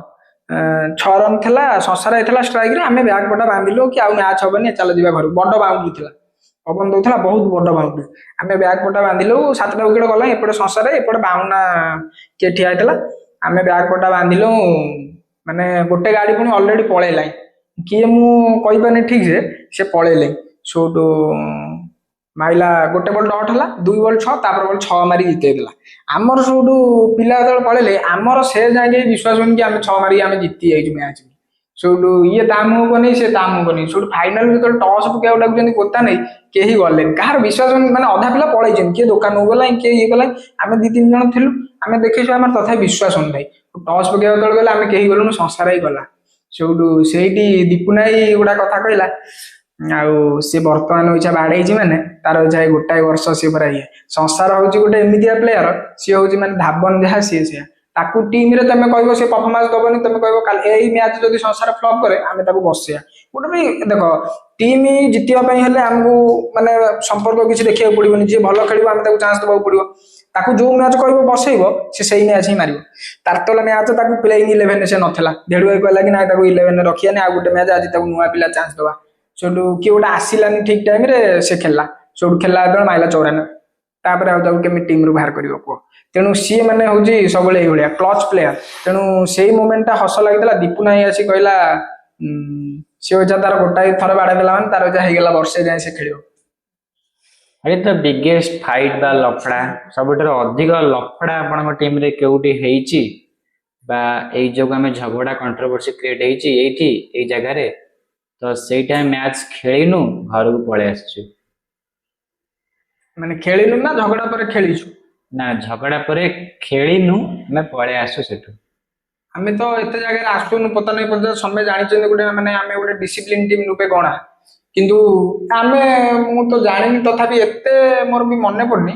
ଏଇ ସିଜିନ ହେଇଥିଲା ଯୋଉ ଆମର ଓଳଉଦା କୋଲୋରେ, ଦେଖ ଆମେ ଲେଟ୍ ରେ ପହଞ୍ଚିଲୁ, ସେଦିନ ଗୋଟେ କଣ ଥିଲା କି ଗୋଟେ ମାନେ ସରସ୍ୱତୀ ପୂଜା ସରସ୍ୱତୀ ପୂଜା ଥିଲା। ତେଣୁ ସମସ୍ତେ ଜାଣିଛନ୍ତି ସେଦିନ ମ୍ୟାଚ୍ ରଖିବା କଥା ନୁହଁ, କେହି ରାଜି ହେଲେନି, ଆମକୁ ବାଧ୍ୟ କରି ରଖେଇଲେ। ଆମେ କହିଲୁ ହଉ ଠିକ ଅଛି, ଟିକେ ଅଧଘଣ୍ଟା 15 ମିନିଟ୍ ଲେଟ୍ ହବ, ଆମେ ଯାଇ ଖେଳିବୁ। ଯଦି ବି ଲେଟ୍ ହେଲା, ମାନେ ସେ ସୁନିଲ ଓଝା ଯିଏ ତାଙ୍କରି ଗାଁରେ ଯିଏ, ଆକ୍ଚୁଆଲି ତାର ବି ଦୋଷ ନାହିଁ, କାହିଁକି ନା ସିଏ ଏକୁଟିଆ କଣ କରିବ କି ଟୁର୍ଣ୍ଣାମେଣ୍ଟ ଆୟୋଜନ କରୁଛୁ। ଇଚ୍ଛା ମୁଁ ଇଚ୍ଛା ଆମ ଗାଁରେ ଟୁର୍ଣ୍ଣାମେଣ୍ଟ କରୁଛୁ, ମୁଁ କଣ ଯାହା କହିବି ସବୁ ସେଇଆ ହବ? ତେଣୁ ଆମ ଗାଁ ଲୋକ ସମୟ ଯାହା କହିବେ, ଯିଏ ଅର୍ଗାନାଇଜେସନ ଅଛନ୍ତି ସମୟ ଯାହା କହିବେ, ସମସ୍ତଙ୍କ କଥା ଶୁଣିବାକୁ ପଡିବ। ସିଏ ଆମକୁ କହିଲେ କି ତମର 2 ଓଭର କଟା ହବ। ସେଠୁ ଆମେ କହିଲୁ ହଉ ଠିକ ଅଛି, ଆମର 2 ଓଭର କାଟ। ସେଠୁ ଲାଷ୍ଟକୁ କଥାବାର୍ତ୍ତା ହେଇ 1 ଓଭର କାଟିଲେ। 1 ଓଭର କାଟିଲା ପରେ ବି ସିଏ ଆମକୁ ଲାଷ୍ଟ ବଲ୍ ଟା, ଆମେ ସବୁ ଡିସିସନ ପୁରା ସେ ମ୍ୟାଚରେ ଆମ ଏଗେନଷ୍ଟ ଗଲା। ମାନେ ୱାଇଡ ମୁହଁ, ବ୍ୟାଟ୍ସମ୍ୟାନ ଚଢିକି ଖେଳୁଥିବ, ସିଏ ବଲ୍ ଏଇଠୁ ଯାଉଥିବ ବ୍ୟାଟ୍ସମ୍ୟାନ ପାଖରୁ ଦଉଥିବ ୱାଇଡ। ସେଠୁ ଲାଷ୍ଟ ବଲ୍ ଭାଇ ପକଉଥିଲା, ମୁଁ କିପିଂ କରୁଥିଲି। ବଲ୍ ଭାଇ ତ ପେସ୍ ନାହିଁ, ଭାଇ ଏମିତି ସ୍ଲୋ କିନି ଟର୍ନ ପକେଇଲା। ବଲ୍ ବ୍ୟାଟ୍ସମ୍ୟାନ ଯଦି ମୁଁ ବି ଭଲ କି ଦେଖିଲି, ବଲ୍ ବ୍ୟାଟ୍ସମ୍ୟାନ ଗଞ୍ଜି ଛୁଇଁକି ଗଲା, ମାନେ ପୁରା ଏଇଠୁ ଏମିତି ଘଷିକି ଗଲା। ବ୍ୟାଟ୍ସମ୍ୟାନ ଯାଇ ଚଢିକି ସେଠି ଖେଳୁଛି, ଅମ୍ପାୟାର ତାକୁ ଦଉଛି ୱାଇଡ। ସେଠି ମାନେ ଗୋଟେ ଇରିଟେଟ୍ ଏମିତି ଲାଗିଲା କି ମାନେ ଆମେ ପଳେଇଲୁ। ଗୋଟେ ଦୁନିଆ ଝଗଡା ଝାଣ୍ଟି ହେଲା, ଆମେ ପଳେଇଲୁ। କିନ୍ତୁ ଝଗଡା ଝାଣ୍ଟି ଭିତରେ ଥରେ ହେଇଥିଲା ବାଗେଇରେ, କିନ୍ତୁ ଆମେ ଖେଳିଥିଲୁ ସେଠି, ଆମେ ଜିତିଥିଲୁ ସୁପର ଓଭରରେ, କିନ୍ତୁ ପଳେଇ ଯାଇଥିଲୁ କେବଳ ଏଇ ଓଳବଦାରେ ଆଉ। ଜଣେ କ୍ରିକେଟର ହିସାବରେ କେମିତି ଲାଗେ ଯଦି ଆମେ ମ୍ୟାଚ୍ ଯାଇଛୁ ଖେଳିବାକୁ, ଆମେ ତେଲ ପକେଇ ମଧ୍ୟ ଖର୍ଚ୍ଚ କରି ପଇସା ପକେଇ ଯାଇଛୁ, ତ ଆମେ ସେ ମ୍ୟାଚ୍ ଟା ଖେଳିବୁ। ହୁଏତ ଅମ୍ପାୟାର ତ ଭଗବାନ ନୁହନ୍ତି ନା, ସେ ତାଙ୍କ ଡିସିସନ ଭୁଲ ହେଇଥାଇପାରେ କିମ୍ବା ଠିକ ହେଇଥାଇପାରେ। ତ ସେ ଅମ୍ପାୟାର ଆଉ କ୍ରିକେଟରଙ୍କ ମଧ୍ୟରେ ହିଁ ଖେଳ ଥାଏ, କିନ୍ତୁ ତା ଭିତରେ ଅର୍ଗାନାଇଜେସନ ପଶିବା, ବାହାର ଲୋକ ପଶି ଖେଳଟାକୁ ଗଣ୍ଡଗୋଳ ସୃଷ୍ଟି କରିବା, ସେଇଟା କେମିତି ଲାଗେ? ଏଇଟା ଭଲ ନା ଖରାପ? ଦେଖ କ୍ରିକେଟରେ ମାନେ ହଉଛି ଜେଣ୍ଟିଲମ୍ୟାନ ଗେମ୍। ଆରମ୍ଭ କରିଥିଲେ ଇଂରେଜ ମାନେ ଏତେ ସ୍ଲେଜିଂ କରୁନଥିଲେ। ସ୍ଲେଜିଂ ଆରମ୍ଭ କଲା ଅଷ୍ଟ୍ରେଲିଆ, ତାପରେ ଧୀରେ ଧୀରେ ସବୁଆଡକୁ ବ୍ୟାପିଲା। ଇଂଲଣ୍ଡ କିଛିଟା ଶିଖିଲା, ଇଣ୍ଡିଆ ବର୍ତ୍ତମାନ ବିରାଟ କୋହଲି ହଉ କି ଯିଏ ବି ହଉ କିଛିଟା ଆଗ୍ରେସିଭ ପ୍ଲେୟାର ହଉଛନ୍ତି, ସ୍ଲେଜିଂ କରୁଛନ୍ତି। କିନ୍ତୁ ମୋ ଜଣାତରେ କ୍ରିକେଟରେ ସ୍ଲେଜିଂ କିଛି କରିବା କଥା ନୁହେଁ। କ୍ରିକେଟ ଫିଲ୍ଡରେ କୁହ, ଗ୍ରାଉଣ୍ଡକୁ ଆଇଲା ପରେ କାନ୍ଧରେ ହାତ ପକେଇ ଆସ। ମୋର ହେଲା ଏଇଆ, ମୁଁ ବି ଏଇ ପ୍ରାକ୍ଟିସ ମ୍ୟାଚର କଥା କହୁଛି। ମୋ ନିଜ ଭାଇ ସାଙ୍ଗରେ ମୁଁ ଝଗଡା ଲାଗିଯାଏ, ମାଡଗୋଳ ହେଇଯିବୁ ଆମେ, କିନ୍ତୁ ପ୍ରାକ୍ଟିସ ଘରକୁ ଆଇଲା ପରେ ସାଙ୍ଗ ହେଇ ଖାଇବୁ। ତେଣୁ ମୋ କହିବା କଥା ହେଲା ସେଇଆ, ଗ୍ରାଉଣ୍ଡ ଭିତରେ ଯାହା ବି ହଉ, ଝଗଡା ତା ମାନେ ନୁହଁ କି ମାଡଗୋଳ। ଗ୍ରାଉଣ୍ଡ ଭିତରେ ଯାହା ବି ହଉ, ମୁଁ ସବୁବେଳେ ମୋ ଟିମ୍ ଜିତିବା ପାଇଁ ଚେଷ୍ଟା କରିବ। ତୁ ଅପୋନେଣ୍ଟରେ ଖେଳୁଛୁ, ତୁ ଜିତିବା ପାଇଁ ଚେଷ୍ଟା କରିବୁ, କିନ୍ତୁ ମୁଁ ସବୁବେଳେ ଚେଷ୍ଟା କରିବି କି ମୋ ଟିମ୍ କି ଜିତିବା ପାଇଁ। ତେଣୁ ମୁଁ ସେଇଆ କହେ, ତମେ ନିଜେ ଆଗ୍ରେସନ ଦେଖାଅ, ଯାହା ବି କର, ନିଜ ଟିମ୍ ପାଇଁ ଖେଳ। ଝଗଡାଟା ସବୁବେଳେ ଗ୍ରାଉଣ୍ଡ ଭିତରେ ସୀମିତ ରହୁ, ବାହାରକୁ ନ ଆସୁ। ଯଦି ଜଣେ ଫେମସ କ୍ରିକେଟରଙ୍କ ସହିତ ଖେଳିବାକୁ କୁହାଯିବ, ତ ସେ ଫେମସ କ୍ରିକେଟର ଟିକେ ଯାହା ସାଙ୍ଗେ ଆପଣ ଖେଳିବାକୁ ଚାହିଁବେ? ମାନେ ଟେନିସ୍ ବଲ ନା ଡ୍ୟୁଜ୍ ବଲ? ଟେନିସରେ ଜଣଙ୍କ ନାଁ କହିବେ, ଡ୍ୟୁରେ ଜଣଙ୍କ ନାଁ କହିବେ। ଟେନିସ୍ ବଲରେ ସେମିତି ତ ମୁଁ ମାନେ ମତେ ଟିକେ, ମୁଁ ସବୁଠାରୁ ଯୋଉ କହନ୍ତି ଫ୍ୟାନ୍ ଫ୍ୟାନ୍ ଅମକ ଡମକ, ମତେ ଟିକେ ଇମ୍ରାନ ଖାଁ ଖେଳ ଭଲ ଲାଗେ। ମୁଁ ଇମ୍ରାନ ଖାଁ ସାଙ୍ଗରେ ଖେଳିଛି, ମାନେ ନନ୍ ଷ୍ଟ୍ରାଇକ୍ ଏଣ୍ଡରେ ଥିଲି, ଯୋଉ ଆମ ରାହାମା ପ୍ରିମିୟର ଲିଗ୍ ରାମା ଖେଳ ପ୍ରିମିୟର ହଉଥିଲା। ଲିଗ୍ ଯାକ। ସେ ମାଇଲା, ମେଣ୍ଡିସକୁ ମାଇଲା ଯୋଉ ତିନିଟା ଛକା, ଫାଷ୍ଟ ତିନିଟା ବଲ୍ ଡଟ୍ ହେଲା, ତିନିଟା ଛକା ମାଇଲା, ମୁଁ ନନ୍ ଷ୍ଟ୍ରାଇକରେ ଥିଲି। ତେଣୁ ସେମିତି କିଛି ନାହିଁ, ସବୁ ପ୍ଲେୟାରଙ୍କୁ ମୁଁ ସମାନ ଦୃଷ୍ଟିରେ ଦେଖେ। ତେଣୁ ଯାହା ସାଙ୍ଗରେ ମୌକା ମିଳିବ ବି, ଯେକୌଣସି ବଡ ପ୍ଲେୟାର ହଉ କି ଯାହା ବି ହଉ, ମୁଁ ସମସ୍ତଙ୍କ ସାଙ୍ଗରେ ଖେଳିବା ପାଇଁ ପସନ୍ଦ କରିବି। ଇମ୍ରାନ ଖାଁ ମତେ ଭଲ ଲାଗେ, କିନ୍ତୁ ଇମ୍ରାନ ଖାଁ କହିଥାନ୍ତି, ଇମ୍ରାନ ଖାଁ ସାଙ୍ଗେ ମୁଁ ଖେଳି ସାରିଛି। ତ ମୁଁ ଆପଣ କ୍ରିକେଟ ଟିମର ଜଣ ଜଣ ନାଁ କହିବି, ତାଙ୍କ ଟିକେ ରୋଲ, ପ୍ଲେଇଂ ରୋଲ ଏବଂ କେମିତି ଲାଗେ ତାଙ୍କର ଖେଳ, ତାଙ୍କ ପରଫରମାନ୍ସ ଟିକେ କହିବେ। ତ ପ୍ରଥମେ ଆସିବା the legend of HPS mister Ranjan ସ୍ୱାଇଁଙ୍କ ଉପରକୁ। ତ ରଞ୍ଜନ ସ୍ୱାଇଁଙ୍କ ଭୂମିକା ଖେଳରେ କଣ ରୁହେ? ବ୍ୟାଟିଂ, ବୋଲିଂ ନା ଅଲରାଉଣ୍ଡର? ରଞ୍ଜନାଇ ତାଙ୍କୁ ତ ବର୍ତ୍ତମାନ ବୋଧେ ମୋ ଜଣତରେ 42-43 ବର୍ଷ ଉପରେ ହେଲାଣି। କିନ୍ତୁ ରଞ୍ଜନାଇ ଯେତେବେଳେ ତାଙ୍କ ପ୍ରାଇମରେ ଥିଲେ, ସେତେବେଳେ ଆମର କଟର କଟର ଫଟର କିଛି ନଥିଲା। ରଞ୍ଜନାଇ ଯେତେବେଳେ ଖେଳୁଥିଲେ, ସେତେବେଳେ ରଞ୍ଜନ ସ୍ୱାଇଁ ନାଁ ଶୁଣିଲେ ସମୟ ଡର। ଏରସମା କତରୁ ଆରମ୍ଭ କରି ଏପଟ ଜଗତସିଂହପୁର ଠାରୁ 70% ଲୋକ ରଞ୍ଜନ ସ୍ୱାଇଁକି ଚିହ୍ନିଥିଲେ। ଏକୁଟିଆ ବାଡେଇବ, ଏକୁଟିଆ ବୋଲିଂ କରିବ, ମ୍ୟାଚ୍ ଜିତେଇବ, ଆସିବ। ରଞ୍ଜନ ଭାଇ ଠୁ ଭଲ ପ୍ଲେୟାର ଆଉ କେହି ନଥିଲେ ସେତେବେଳେ। ତା ସମାଜକାନ୍ତ ଲେବୁଲର ପ୍ଲେୟାର ଥିଲେ, କିନ୍ତୁ ଭଲ ପ୍ଲେୟାର ନଥିଲେ। ତେଣୁ ରଞ୍ଜନ ଭାଇ ମାନେ ସବୁବେଳେ ଗୋଟା ମାନେ ଗ୍ରେଟ୍। ତେଣୁ ବର୍ତ୍ତମାନ ବି ମୁଁ କହୁଛି, ପିଲା ଅଛନ୍ତି, ମାନେ ଧର କାହାକୁ ଚାନ୍ସ ମିଳୁଛି ନ ମିଳୁଛି ଇଏ କରୁଛି, କିନ୍ତୁ ରଞ୍ଜନ ଭାଇ ଗୋଟେ ଏମିତିଆ ପିଲା, ଧର 12 ଜଣ ଅଛନ୍ତି, ତମେ ରଞ୍ଜନ ଭାଇକି ନେଇକି ଯାଇଥିବ, ରଞ୍ଜନ ଭାଇ କହିବେ କି ନାଇଁ ମୁଁ ଆଜି ରହୁଛି, ତମେ ଖେଳ ପିଲାଙ୍କୁ। ମୁଁ ତ ସର୍ଟ ଫର୍ମାଟ 6 ଓଭରିଆ, ଆକ୍ଚୁଆଲି ତାଙ୍କର ଖେଳିବାର ଇଚ୍ଛା ଥାଏ, ସିଏ କିନ୍ତୁ ଏମିତି କହିବେ କି 6 ଓଭରିଆ 8 ଓଭରିଆ ମୁଁ କଣ ପାରିବି। କିନ୍ତୁ ସିଏ ବି ଭଲ ପ୍ଲେୟାର, 6 ଓଭରିଆ 8 ଓଭରିଆରେ ସେ କହିବେ ମୁଁ କଣ ପାରିବି, ଆଉ ମତେ ରେଷ୍ଟ ଦେଇଦିଅ, ପିଲା ଖେଳନ୍ତୁ। ତାଙ୍କର ସେମିତି ନାହିଁ କି ଟିମ୍ ଉପରେ ରାଗ ରୁଷା, କେମିତି ନାହିଁ। ତାଙ୍କର ଯେତେବେଳେ ଚାନ୍ସ ପଡିବ ସେ ଭଲ ଖେଳିକି ଦେଖେଇବେ। ଆଉ ତାପରେ ଆସିବା ରିପୁନ। ରିପୁନ ତ ମାନେ ସିଏ ଯେତେବେଳେ ପ୍ରଫେସନାଲ କ୍ରିକେଟ ଖେଳୁଥିଲା, ମାନେ ପରମାନେଣ୍ଟ, ଏଇ ଆମର ଭଳିଆ ହଉ, ମାନେ ଗୋଟେ ସିଜିନ ପୁରା ରହିକି ଖେଳୁଥିଲା, ପୁରା ସବୁ ମ୍ୟାଚ୍ ଖେଳୁଥିଲା, ବାହାର ମ୍ୟାଚ୍ ହଉ, ପଞ୍ଚାୟତ ମ୍ୟାଚ୍ ହଉ, ଗୋଟେ ସବୁ ମ୍ୟାଚ୍ ଖେଳୁଥିଲା। ସେତେବେଳେ ମାନେ ଇଏ ତ ଆମର ଗୋଟେ ଜପାର ଗୋଟେ ଟିମ୍ ଥିଲା, ଧୁଳାଇର, ରିପୁନର ଆଉ ଭାଇର, ଇଏ 3 ଜଣ ଯାଆନ୍ତି। ସେତେବେଳେ ବହୁତ ବଡ ବଡ ମ୍ୟାଚ୍ ଖେଳିଛନ୍ତି। ତେଣୁ ତାର ଯୋଉ ହାତ ଖରାପ ହେଲା, ବୋଲିଂ ସେ କରିପାରିଲାନି, ପ୍ରପର ବ୍ୟାଟ୍ସମ୍ୟାନ ହିସାବରେ ଖେଳିଲା। ତାପରେ ଯେତେବେଳେ ପ୍ରୋବ୍ଲେମ ହଉ, ଫ୍ୟାମିଲି ପ୍ରୋବ୍ଲେମ ହଉ କି ପର୍ସନାଲ ପ୍ରୋବ୍ଲେମ ଯାହା ବି ହଉ, ଚାକିରି ବାକିରି କଲା, କ୍ରିକେଟ ସହିତ ଟିକେ ଟଚ୍ ଛାଡିଲା। ମାନେ ସାପ୍ତାହିକ କ୍ରିକେଟ ଖେଳିବା ଅଲଗା, ସେଠି ସିଧା ବଲ ରାଉଣ୍ଡ ଆମ୍ ଖେଳିବା ଅଲଗା, ଏଠି କଟର ବଲ ଖେଳିବା ଅଲଗା। ତେଣୁ ଧୀରେ ଧୀରେ ଟଚ୍ ଛାଡିଗଲା ପରେ ସେ ଯେତେବେଳେ ଫେରୁଛି ଆମ ସାଙ୍ଗରେ ଖେଳୁଛି, ତାକୁ ଆଡଜଷ୍ଟ କରିବା ପାଇଁ ଲାଗିଯାଉଛି 15 ଦିନ। ନହେଲେ ଯଦି ସିଏ ଖେଳିବ, ଆମର ବ୍ୟାଟିଂ ଲାଇନ ଅପ୍ ମାନେ ଆହୁରି ଗୋଟେ ମାନେ ଡେଞ୍ଜରିୟସ୍ ବ୍ୟାଟିଂ ଲାଇନ ଅପ୍ ହେଇଯିବ ଆମ ଟିମର। ଆଉ ଦୀପକ? ଦୀପକ ଦେଖ, ଦୀପକ ତା କ୍ୟାରିୟର ଆରମ୍ଭରୁ ସେ ଗୋଟେ ପ୍ରପର ବୋଲର ଥିଲା, 9-10 ନମ୍ବରରେ ବୋଲିଂ ଯାଏ। ତେଣୁ ଯେତେବେଳେ ଦରକାର ଆସିବ, ଦୀପକ ବ୍ୟାଟିଂ ଫିଟିଲା ତାଳପଡାରୁ। ଆମେ ଜାଣିନଥିଲୁ ଦୀପକ ବ୍ୟାଟିଂ କରେ ବୋଲି। ୱିକେଟ ପଡିଯାଇଛି, ବ୍ୟାଟ୍ସମ୍ୟାନ ନାହାନ୍ତି, ଦୀପକ ଗଲା ୱାନ୍ ସାଇଡ ମାରି ଜିତେଇଦେଲା। ତେଣୁ ଦୀପକ ଧୀରେ ଧୀରେ ତା ମାନେ ବହୁତ ସେ ଷ୍ଟ୍ରଗଲ କରିଛି, ବହୁତ କଷ୍ଟ କରିଛି କ୍ରିକେଟ ଖେଳିବା ପାଇଁ। ତେଣୁ ବହୁତ କଷ୍ଟ ପରେ ସେ ଆଜି ଗୋଟେ ମାନେ ଅଲରାଉଣ୍ଡର ମାନେ ହେଇଛି, ଭଲ ଅଲରାଉଣ୍ଡର ସେ। ବ୍ୟାଟିଂ ଦରକାର ପଇଲେ ବ୍ୟାଟିଂରେ କିଛି ରନ୍ ବାହାର କରିବ, ବୋଲିଂ ଦରକାର ପଇଲେ ବୋଲିଂ ମାନେ ସବୁ ମ୍ୟାଚ୍ କହିବାକୁ ଗଲେ ଭଲ ପକେଇକି ଦବ 2 ଓଭର ଟିମ୍ ପାଇଁ। ତେଣୁ ଫିଲ୍ଡର ବି ତାର ସବୁବେଳେ ଏଫର୍ଟସଟା ତାର ସବୁବେଳେ ମାନେ ନମ୍ବର 1 ଆମ ଟିମରେ ଯେତେ ଜଣ ଖେଳୁଛନ୍ତି। ମାନେ ବଲ୍ ଯାଉଥିବ ସେ ଡାଇଭ୍ ମାରି ଅଟକେଇ ଦବ, ହାଡ଼ ଫାଡ଼ ଖଣ୍ଡିଆ ହେଇଯାଉ ଯାହା ବି ହେଇଯାଉ ସେ ଡେଇଁ ପଡ଼ିବ କିଛି ନାହିଁ। ତେଣୁ ଗୋଟେ ମାନେ ଏଫର୍ଟଫୁଲ ପ୍ଲେୟାର ଆଉ ଦୀପକ ଆଉ। ଯାହାକି ସବୁଠାରୁ ମଜାଳିଆ ପ୍ଲେୟାର ଯାହାକି କହିଥିଲେ ଅବିନାଶ ବିଶ୍ୱାଳ ଦୀପୁ ନାୟକ, ସିଏ କଣ ଖେଳନ୍ତି? ଦୀପୁନା ଏଇ ରୋଲଟା ସବୁବେଳେ ଥାଏ ଫିନିସର। ସିଏ ଫିନିସର ମାନେ ବଲ୍ ପକେଇଲା ବେଳେ ଫିନିସର, ମାନେ ଡେଥ୍ ଓଭର ପକାଇ ବ୍ୟାଟିଂ କଲା ବେଳେ ଫିନିସର। 6 ବଲ୍ 15 ଥବ ମାରି ଜିତେବ, 1 ବଲ୍ 6 ଥବ ମାରି ଜିତେବ, ଭରାଗୋଳ ପ୍ରିମିୟର ଲିଗରେ ଜିତେଇଥିଲା। ତେଣୁ ବୋଲିଂ ବି ସେ ଆମର ଥବ 1 ବଲ୍ ଯୋଉ 6 ଲାଷ୍ଟ ଓଭରକୁ ଥବ 15 ରନ୍, ଆମେ ତା ହାତକୁ ବୋଲିଂ ଦେଇଦିଉ। ଏବେ ମାନେ ଫିଟନେସ୍ ଟିକେ ଇସ୍ୟୁ ହେଲା, ବର୍ତ୍ତମାନ ତାର ବୋଲିଂ ଆଉ ହଉନି। କିନ୍ତୁ ତାପରେ ତାର ଗୋଟିଏ ପଟୁଆ ସୁଇଂ, ସେ ଇନ୍ ଟା ଶିଖିନି, ଆଉଟ୍ ସୁଇଂ ଟା ପକାଏ ଭଲ। କିନ୍ତୁ ବୋଲିଂ ସେ ଛାଡ଼ିଦେଲା। ବ୍ୟାଟ୍ସମ୍ୟାନ ଏବେ ବି ସେ ବହୁତ ଭଲ। ଆଉ ରିଭର୍ସ ଆରମ୍ଭ କରିଥିଲା ସେଇ ଆମ ଏପଟ ମାନେ ପଞ୍ଚାୟତ ଲେବୁଲ କ୍ରିକେଟରେ ରିଭର୍ସ ଆରମ୍ଭ କରିଥିଲା ସେଇ, ତାକୁ ସେଇଥିପାଇଁ ଆମେ ମ୍ୟାକ୍ସି ଡାକୁ। ଆଉ ସଂଗ୍ରାମ ସ୍ୱାଇଁ ଚିନ୍ନୁ ଭାଇ ଯିଏକି ବାଇଲରେ ବିଲଙ୍ଗସ୍ କରନ୍ତି, ତାଙ୍କ ବିଷୟରେ କଣ କହିବେ? ଚିନ୍ନୁ ଭାଇକି ଆମେ ବହୁତ ଲେଟରେ ଜାଣିଲୁ। ମାନେ ସେ ଟିକେ ଭଲ ଷ୍ଟୁଡେଣ୍ଟ, ପାଠ ପଢା ଭଲକୁ ସିଏ ଭଲ ଖେଳନ୍ତି, କିନ୍ତୁ ତାଙ୍କ ଗାଁରେ ଖେଳନ୍ତି, ସେ ଆଗରୁ କୁଆଡେ ଯାଆନ୍ତି।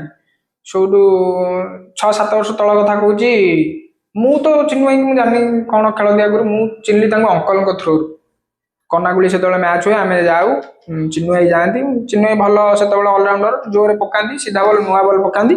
ଆଉ ଯେତେବେଳେ ଦରକାର ହୁଏ ମାରନ୍ତି। ଚିନ୍ନୁ ଭାଇ ଗୋଟେ ଧଣୁଆରେ ମାରିଥିଲେ 97 ନା 100, ଗୋଟେ ବାହାର ମ୍ୟାଚ୍ ହଉଥିଲା ଯାଇଥିଲେ। ତେଣୁ ଭଲ ଅଲରାଉଣ୍ଡର ଚିନ୍ନୁ ଭାଇ। ସଂସାର ପଟ୍ଟନାୟକ? ସଂସାର ପଟ୍ଟନାୟକ ହଉଛି କ୍ଲଚ୍ ପ୍ଲେୟାର, ଯେତେବେଳେ ଟିମରେ ଦରକାର ହବ ସେ କରିବ। ମାନେ 6ଟା ବଲ୍ 15 ରନ୍ ଥବ, ଜିତେଇ ପାରିବ, ତା ପାଖରେ ସେ ମାନେ କ୍ୱାଲିଟି ଅଛି।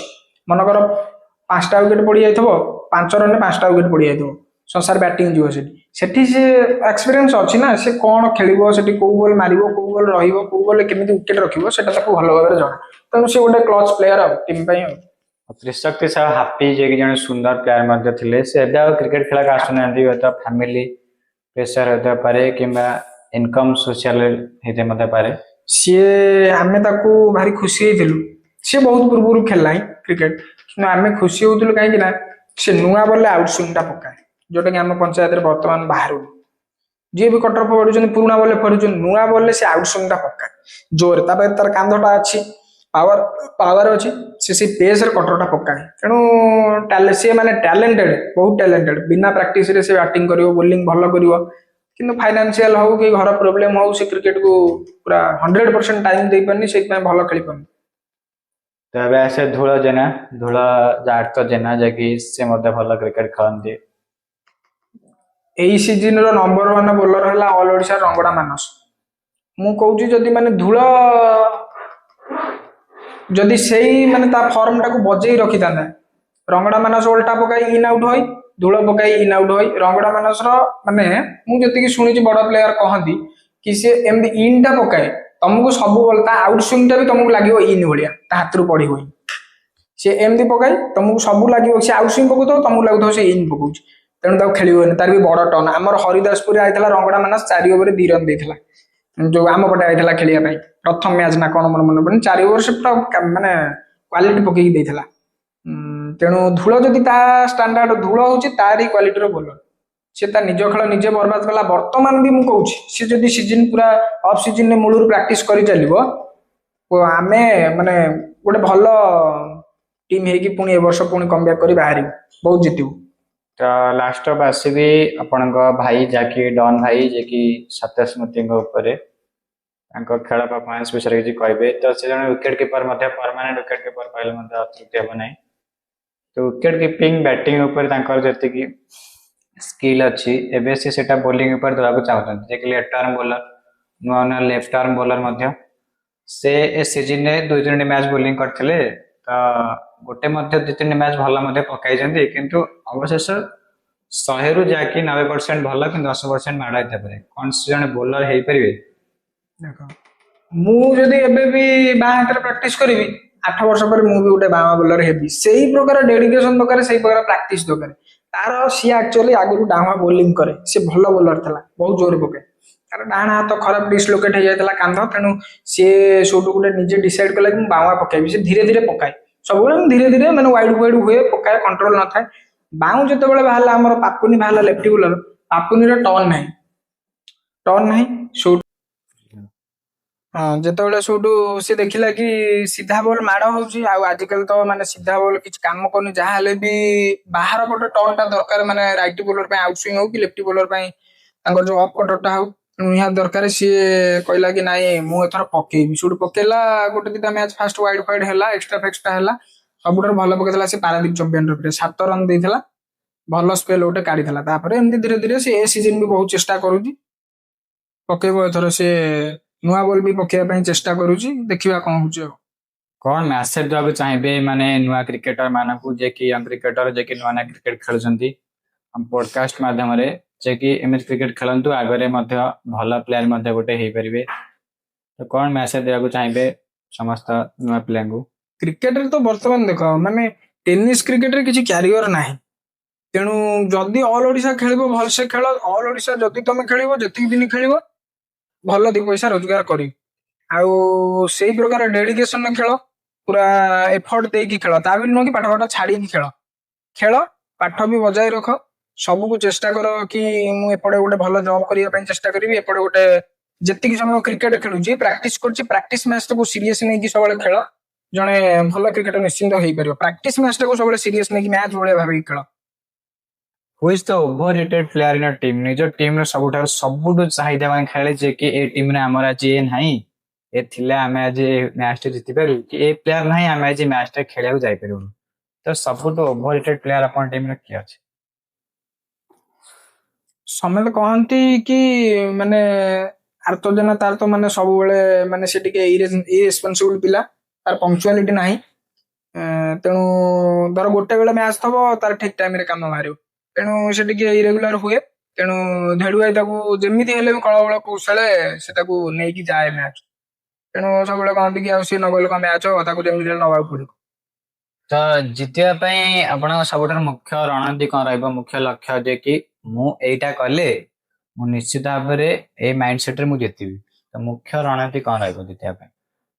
ଜିତିବା ପାଇଁ ରହିବ କି ସବୁବେଳେ ଚେଷ୍ଟା କର କି ଅପୋନେଣ୍ଟ ଟିମକୁ କେବେ ଦେଖନି, ସବୁବେଳେ ଚେଷ୍ଟା କର ମୋ ନିଜ ଟିମର ଷ୍ଟ୍ରେନ୍ଥ କଣ। ମୋର ବ୍ୟାଟିଂ ଷ୍ଟ୍ରେନ୍ଥ, ମୁଁ ଆଗ ବୋଲିଂ କରିଦେଇକି ରନ୍ ଦେଇଦେବି, କିଛି ନାହିଁ। ମୁଁ 100-150 ରନ୍ ହେଲେ ବି 8 ଓଭରରେ 100-150 ରନ୍ ହେଲେ ମୁଁ ବାଡେଇ ପାରିବି, ସେଇ କନଫିଡେନ୍ସ ଟା ରଖ। ଆଉ ମୁଁ କହିବି ସବୁବେଳେ ମାନେ ଗୋଟେ କନସିଷ୍ଟେନ୍ସି ବୋଲି ଗୋଟେ ଜିନିଷ, ସେଇଟାକୁ ସ୍ଥିର ରଖ।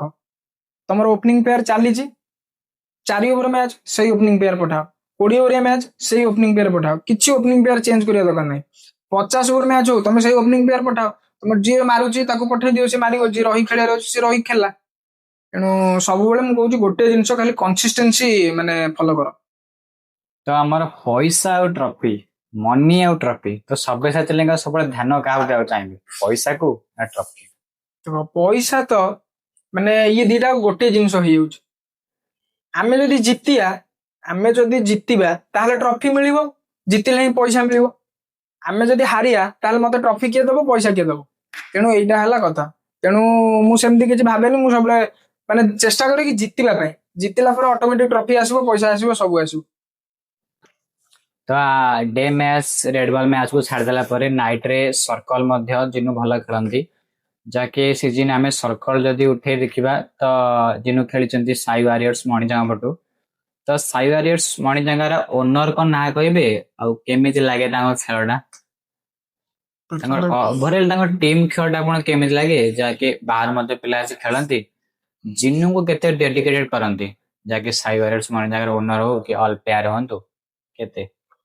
ପ୍ରଥମ ତ ହେଲା ସାଇବରିୟର୍ସ ର ମାଲିକ ନାଁ ହେଲା ଶୁଭମ। ମାନେ ତାଙ୍କୁ ଏତେ ବୟସ ନୁହଁ, ସେଇ ଆମରି ବୟସର, ମେ ବି ଆମ ଠାରୁ 1-2 ବର୍ଷ ଖଣ୍ଡେ ବଡ। କିନ୍ତୁ ସିଏ ଗୋଟେ ମାନେ ଏମିତିଆ ପିଲା, ଆକ୍ଚୁଆଲି ପଇସା ଇନଭେଷ୍ଟ ସିଏ କରନ୍ତି, ଖାଲି ପିଲାଙ୍କୁ ଫୋନ ବି ସିଏ କରନ୍ତି। କିନ୍ତୁ ଅନିମେଷ ସାହୁ ଯିଏ, ସିଏ ସବୁ ବୁଝାବୁଝି କରନ୍ତି କି ଆଜି ବି ଆମ ପାଇଁ ଆମ ପଟେ ଆଜି ଏଇ 11 ଖେଳିବା, କି ଏଠି ମ୍ୟାଚ ରଖିବା, କୋଉଠି କଣ ନାହିଁ, ସବୁ ସିଏ ହିଁ ବୁଝାବୁଝି କରନ୍ତି। ତେଣୁ ସବୁ ଥରକ ଭଳି ସିଏ ଯଦି ତାକୁ ଅନିମେଷ ଭାଇ ନ ରଖିବ, ଶୁଭମ ଭାଇ କି, ତାହେଲେ ସିଏ ସବୁ ଅଲ୍ ଓଡିଶା ମ୍ୟାଚ୍ ବି ରଖିବ। କିନ୍ତୁ ଆମେ ତାକୁ ବ୍ରେକ୍ କରୁଛୁ କି ନାହିଁ ଅଲ୍ ଓଡିଶା ମ୍ୟାଚ୍ ରଖିବାଟା ଠିକ ନୁହଁ। ଆଉ ଆମେ କାହିଁ ଅଯଥା ପଇସା ଖର୍ଚ୍ଚ କରିବା। ତେଣୁ ଆମର ଏଇ ସର୍ଟ ବାଉଣ୍ଡ୍ରିରେ ଯାହା ମ୍ୟାଚ୍ ହଉଛି ତୁ ରଖ। ତେଣୁ ଏଇଆ ଭଲ ଟିମ୍, ସମସ୍ତଙ୍କୁ ରେସ୍ପେକ୍ଟ ସେ ଟିମରେ। ମାନେ ସେ ଟିମରେ ଗୋଟେ ଖାସିୟତ ଲାଗି କେହି ନିଶା ଖାଇ ଖେଳିବାକୁ ଯାଆନ୍ତି, ମଦ ଗଞ୍ଜେଇ ଯାହା ବି ହଉ କେହି ନିଶା ଫିସା ଖାଆନ୍ତିନି, ମାନେ ଡିସିପ୍ଲିନ ଖେଳନ୍ତି। ହାର୍ଜିତ ତ ଖେଳରେ ଲାଗି ରହିଛି, ତଥାପି ମଣିଜମା ବହୁତ ସକ୍ସେସଫୁଲ ରହିଛି ଏଇ ବର୍ଷ ନାଇଟରେ। ତ ଏବେ ଷ୍ଟାର୍ଟ କରିବା ରାପିଡ ଫାୟାର ରାଉଣ୍ଡ, ଯାହାକି ମୁଁ 2 ଜଣଙ୍କ ନାଁ କହିବି କି 2ଟି ଯାହା କହିବି ତମକୁ ତାରୁ ଗୋଟିଏ ଚୁଜ କରିବାକୁ ପଡିବ। ତ ପ୍ରଥମ କ୍ୱେଶ୍ଚିନ୍, କ୍ରିକେଟ ଅର ଭଲିବଲ? Cricket obviously। ବ୍ୟାଟିଂ ଅର ବୋଲିଂ? ମତେ ବୋଲିଂ କରିବାକୁ ଭଲ ଲାଗେ। ୱିକେଟ କିପର ଅର ଫିଲ୍ଡର? ଫିଲ୍ଡିଂ କରିବାକୁ ଭଲ ଲାଗେ। ଧେଡୁ ଭାଇ ଅର ନ୍ୟू ଓନର? ଦେଡ ହୁଏ। ଧୋନି ଅର ବିରାଟ? ବିରାଟ କୋହଲି। ମନି ଅର ट्रॉफी? ट्रॉफी। लॉन्ग बाउंड्री और short boundary? Long boundary. HPS 11 और अदर टीम? एचपीएस 11। रिपुन और डॉन? डॉन। डॉन और दीपक? डॉन। तो दीपक और संसार? ମାନେ ଖେଳ ବେସିସ୍ ରୁ ନା ମୁଁ ମିଶିବା ବେସିସ୍ ରୁ? ना ना खेला विशेष। दीपक। तो तावक्कल 70-70? तावगा। तो चिकन और मटन? चिकन। बाइक और कार? बाइक। यूट्यूब और फेसबुक? यूट्यूब। स्माइल वर्सन और अदर? Smile version. तो एबे लास्ट राउंड जाकी वन वर्ड आंसर रहइबो। आपनको किछिटा गोटे सेंटेंस भलिया कहबी, तो मते गोटे वर्ड रे ताको डेडिकेट करबा पड़िबो। तो for your family? Everything. For your brother? Love. For your cricket team? Emotion. For your owner? Kind. For your parents?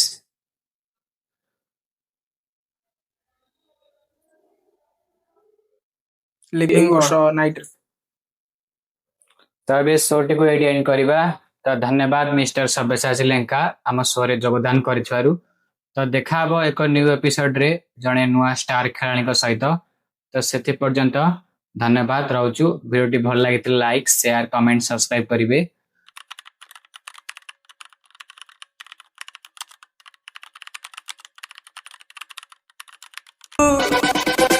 चालू चालू संस्था चालू